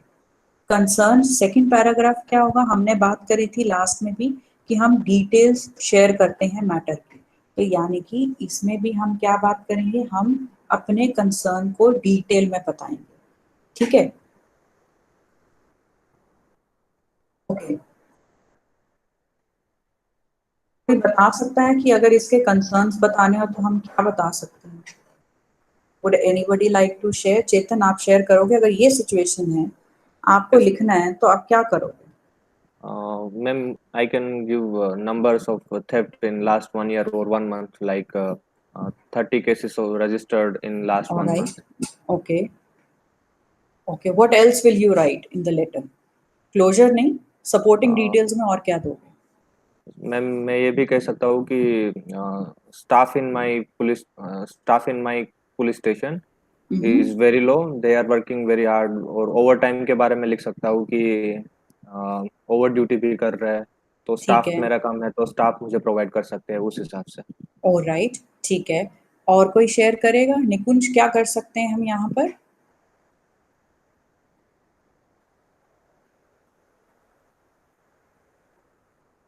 मुकेश,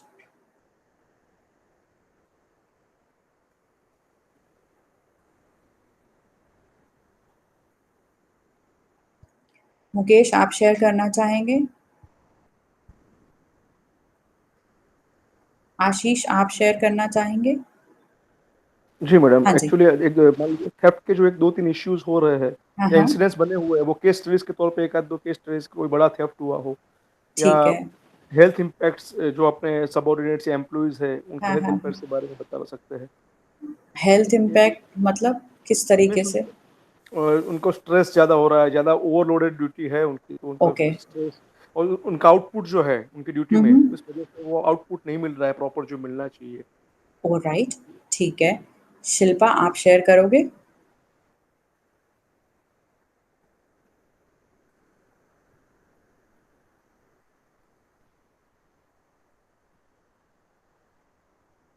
हेतल, आप शेयर करोगे?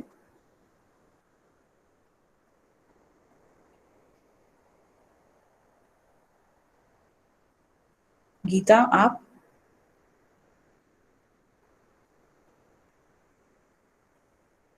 Am I audible to all of you? Yes ma'am, but जो लोगों ने जो शेयर किया वही मेरे पॉइंट्स भी वही होंगे, मतलब वही पॉइंट्स होंगे। हाँ। ओके, शिल्पा, आपके भी वही पॉइंट्स होंगे? Yes ma'am. ओके, अब आप मुझे एक बात बताओ, मैं डेप्यूटी कमिश्नर हूँ, आप मुझे ये लेटर लिख रहे हो और आप मेरे को ऐसे पॉइंट्स बोल रहे हो कि भाई यहाँ थेफ्ट रेट बढ़ गया है, लोग ओवर टाइम काम कर रहे हैं, तो मैं कहूँगी कि ये तो आपका काम है, आपको संभालना है, तो आप मुझे क्या बोलोगे फिर? मैं तो कहूँगी ये तो आपका काम है, आपको ही करना है, इसमें मैं क्या कर सकती हूँ? आप पुलिस इंस्पेक्टर हो, आप संभालो। आपको इतना कन्विंसिंग बनाना पड़ेगा, आपको सामने वाले को रीजन देना पड़ेगा कि ऐसा क्यों हो रहा है, राइट? आप सबने ये तो बता दिया कि ये हो रहा है कि लोग ओवर टाइम काम कर रहे हैं, लेकिन आखिर लोग ओवर टाइम क्यों काम कर रहे हैं? अब आप ये तो है नहीं कि आप सामने वाले से कहोगे जी लोग और भेज दो। आपको लगता है कि डीसीपी यूं भेज देंगे? नहीं भेजेंगे। जब भी तभी मैंने आपको बोला कि पहले आप अपने आप को उस कैरेक्टर में उतारो, उस पोजीशन में घुस जाओ, उसके बाद डिसाइड करो कि आखिर आपको करना क्या चाहिए जिससे आपको एड मिल सके। एग्जामिनर भी यही चेक करता है कि अगर आप इस पोजीशन में हो, आप किस तरीके से हेल्प मांगोगे और किस तरीके से सामने वाला आपको देगा। फॉर एग्जाम्पल, आपकी स्क्रीन पर many people have been reporting thefts in the locality. More than 60 cases have been reported this month so far. बहुत सारे thefts हो रहे हैं, ठीक है, और 60 से ज़्यादा इस महीने हो चुके हैं। The police station in our zone has low manpower. ठीक है, the duty officers are working overtime. हमारे पास मैन पावर कम है, ड्यूटी ऑफिसर्स ओवर टाइम कर रहे हैं। People start to swarm the police station early morning to inquire about their reports. सुबह सुबह लोग इकट्ठा हो जाते हैं मक्खियों की तरह, जैसे मक्खियां इकट्ठी होती हैं ना, उसे स्वाम बोलते हैं। आप कह सकते हो people start to reach the police station, arrive the police station early morning to inquire about their reports. लोग इकट्ठा हो जाते हैं, भाई हमारी रिपोर्ट का क्या हुआ, हमें बताया जाए। It is very demanding to deal with the crimes in this situation. इस सिचुएशन में क्राइम के साथ डील करना बहुत डिफिकल्ट हो जाता है। नीचे हम असिस्टेंस मांग रहे हैं, लास्ट पैराग्राफ में, I would like to request you to please assist us by providing more man power so that we can maintain law and order in the zone, ताकि हम लॉ एंड ऑर्डर मेंटेन कर सकें, या फिर so that we can handle the situation और maintain the situation, control the situation, किसी तरीके से भी कर सकते हैं। अब मैं आपको बताती हूँ कि क्यों कोई भी मॉडल आंसर नहीं होता है। इसके अंदर अगर मैं बोलूँ कंपेलिंग बनाना है, इसको और इम्प्रूव करना है, सेकंड पैराग्राफ को मैं कैसे कर सकती हूँ? कोई शेयर करेगा?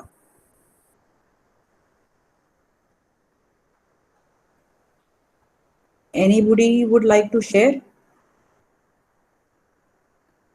कोई बता सकता है? अगर आपकी स्क्रीन पर ये है, इसमें हमने बताया कि 60 से ज़्यादा केसेस आ गए हैं, बहुत सारी चोरी चकारी हो रही है, लोग ओवर टाइम काम कर रहे हैं, ठीक है, सुबह सुबह लोग आ जाते हैं पूछने हमारी रिपोर्ट का क्या हुआ, ठीक है, बहुत मुश्किल हो जाती है ये सिचुएशन। लेकिन आप ये बता सकते हैं इसको हम और ज़्यादा कन्विंसिंग कैसे बना सकते हैं? हमेशा एक ज़रूर तरीका होता है और कन्विंसिंग बनाने का। क्या तरीका हो सकता है? अब आपको मैं बताऊंगी कि आपको ब्रेनस्टॉर्म करने की बहुत ज़रूरत है। ब्रेनस्टॉर्म का मतलब है अपने दिमाग को भगाओ, कितना भगा सकते हो, क्या पॉसिबल चीज़ें आप दे सकते हो। आप उस सिचुएशन में, आप पुलिस इंस्पेक्टर हो, क्या करोगे बताइए चेतन?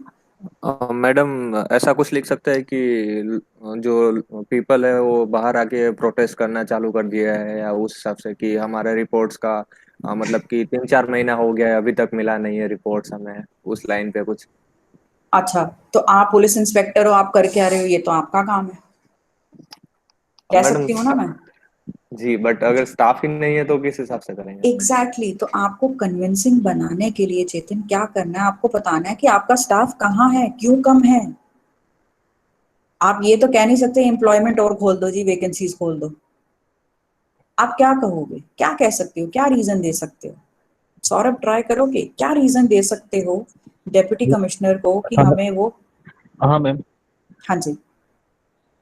हाँ तो वो रीजन दे सकते हैं कि हमारे जो एरिया है उसमें कोई मिनिस्टर आ रहे हैं तो उनकी सिक्योरिटी में और लोग, हमारे जो स्टाफ है वो लगा हुआ है, तो जो है मेन पुलिस स्टेशन है उसमें स्टाफ की कमी है। Good, yes you can do that, right Chetan. अगर हम ये देते हैं एग्जाम्पल, हम ये एक रीजन देते हैं कि मिनिस्टर कोई आ रहे हैं, उनकी अरेंजमेंट में हमारा आधा स्टाफ बिजी है, Yes, तो ma'am. दैट इज वाई यहाँ का कंट्रोल करना, सिचुएशन मेंटेन करना दिक्कत हो रहा है। और क्या रीजन है? कोविड चल रहा है, आप बोल सकते हो कोविड की कहीं ड्यूटीज पर हैं, कुछ लोग बीमार पड़ गए हैं, right. Election, yes Urvi, you can say that, you can give reason of election. आपका आंसर क्या होना चाहिए? सॉलिड, कि एग्जामिनर को लगे कि हाँ आपने जो आंसर दिया है, जो शेयर किया है, वो बहुत कंपेलिंग है, ठीक है। तो आपको ऐसा ही लिखना पड़ेगा। ऐसा, अब देखो कोई मॉडल आंसर नहीं है, ध्यान से समझना। इलेक्शन रीजन हो सकता है, मिनिस्टर की रैली हो सकता है, ठीक है। कोई आपका कोई रिलीजियस इवेंट हो रहा है, राइट। कोई रिलीजियस इवेंट है, वहां लोग अरेंजमेंट में लगे हुए हैं, ड्यूटी पर हैं, हमारे यहाँ कम है और इसलिए यहाँ पर क्राइम रेट बढ़ रहा है, ठीक है। कोई सेमिनार कोई हो रहा है, वहां पर लगे हुए हैं, कोई वर्कशॉप्स हो रही है, तो कुछ भी आप ऐसा कर सकते हो जिसकी वजह से आप बता सकते हो, कन्विंसिंग रीजन दे सकते हो। ये वाला सैंपल आपको पढ़ाने का सिर्फ यही एक रीजन था कि आप अपने दिमाग को भगाओ, कितना भगा सकते हो, कितनी पॉसिबिलिटीज आपके पास और हो सकती हैं, राइट। तो इस चीज पे काम करना अब आप शुरू करेंगे कि आप जब भी आपको एक क्वेश्चन दिया जाएगा राइटिंग स्किल के ऊपर, आप अपने दिमाग को दौड़ाओगे किस तरीके से कि आप उस पोजीशन में हो, उस पर्टिकुलर पोजीशन में हो, अब क्या करोगे, राइट। उस तरीके से क्या होगा, आपके पास दिमाग चलने का, आपको समझ में आएगा आप और क्या कर सकते हो। किसी को कोई डाउट है, कुछ नहीं समझ आया है तो प्लीज पूछिए। Anybody has any doubts at all? किसी को कुछ नहीं समझ आया, कोई क्वेश्चन है, कुछ अनक्लियर है, कुछ डिस्कस करना है, तो आप अब पूछ सकते हैं।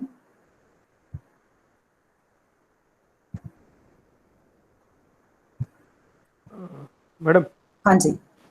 आपने जो अपना अभी डिस्कस हुआ था ना कि रिस्पेक्ट सर के बाद जो फर्स्ट इंट्रोडक्शन पार्ट है, हाँ जी। उसमें क्वेश्चन में ही दिया गया है कंसर्न, तब हाँ हाँ जाके वो लिखना है कि I would like to draw your attention. हाँ, बिल्कुल, बहुत अच्छा क्वेश्चन आपने पूछा है।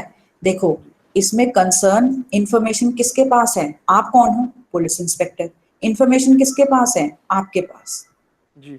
आपका काम क्या है? आपने बतानी, इंफॉर्मेशन देनी किसको है? डीसीपी को, जिसके पास इंफॉर्मेशन नहीं है, जिसको कंसर्न नहीं पता है, जी। तो इसलिए आपको डालना पड़ेगा उसमें।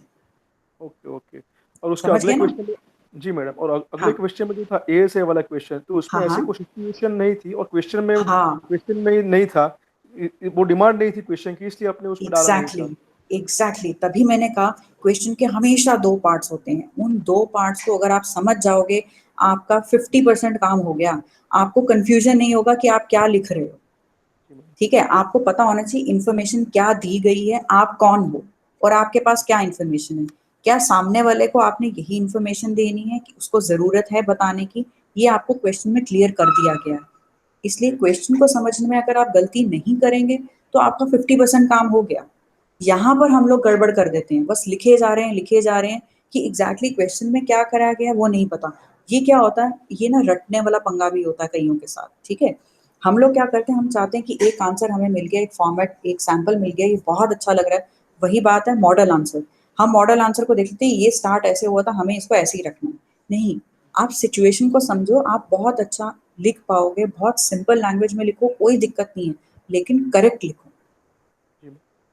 ठीक है। और किसी के पास कोई क्वेश्चन है प्लीज पूछिए, कोई डाउट है किसी के पास तो प्लीज पूछिए।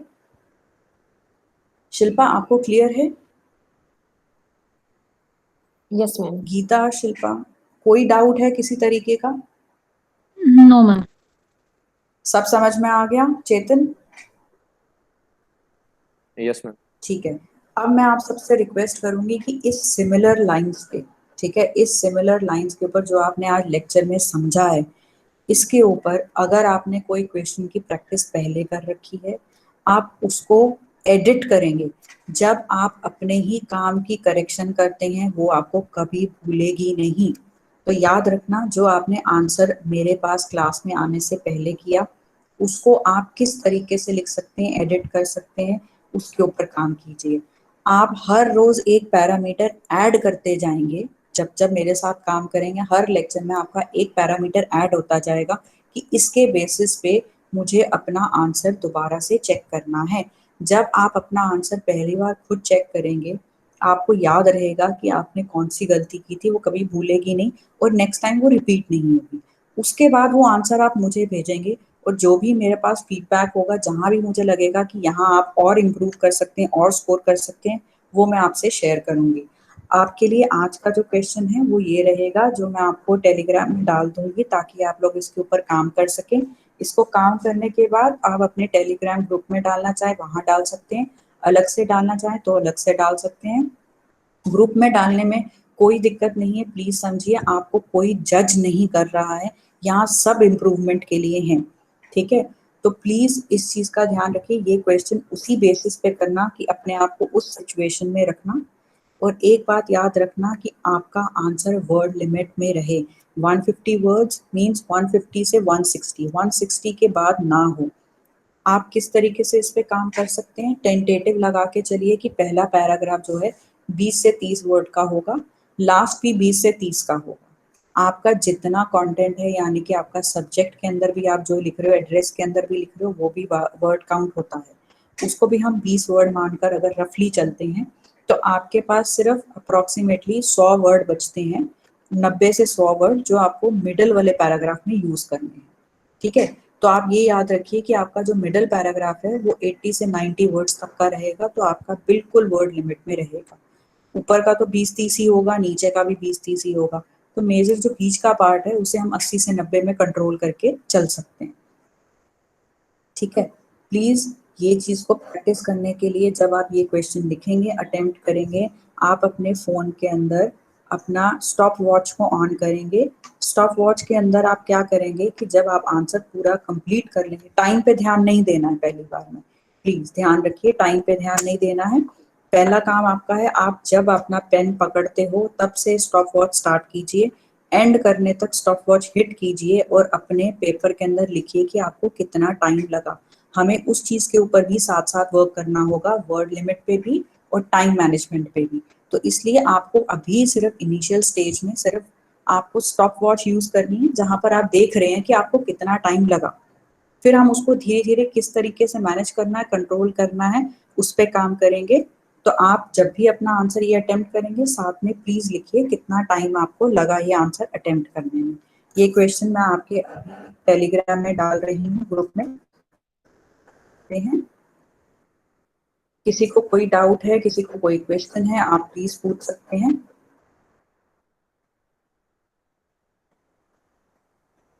Anybody has any doubt, any question?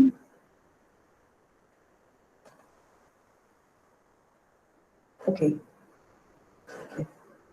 Thank you for joining me here on Simmer Center for English Studies. अगर आपको कोई क्वेश्चन फिर भी रह गया हो, बाद में याद आए, कोई कंफ्यूजन हो, आप टेलीग्राम ग्रुप में डाल सकते हैं, मुझे भेज सकते हैं, या हम नेक्स्ट लेक्चर में डिस्कस कर सकते हैं।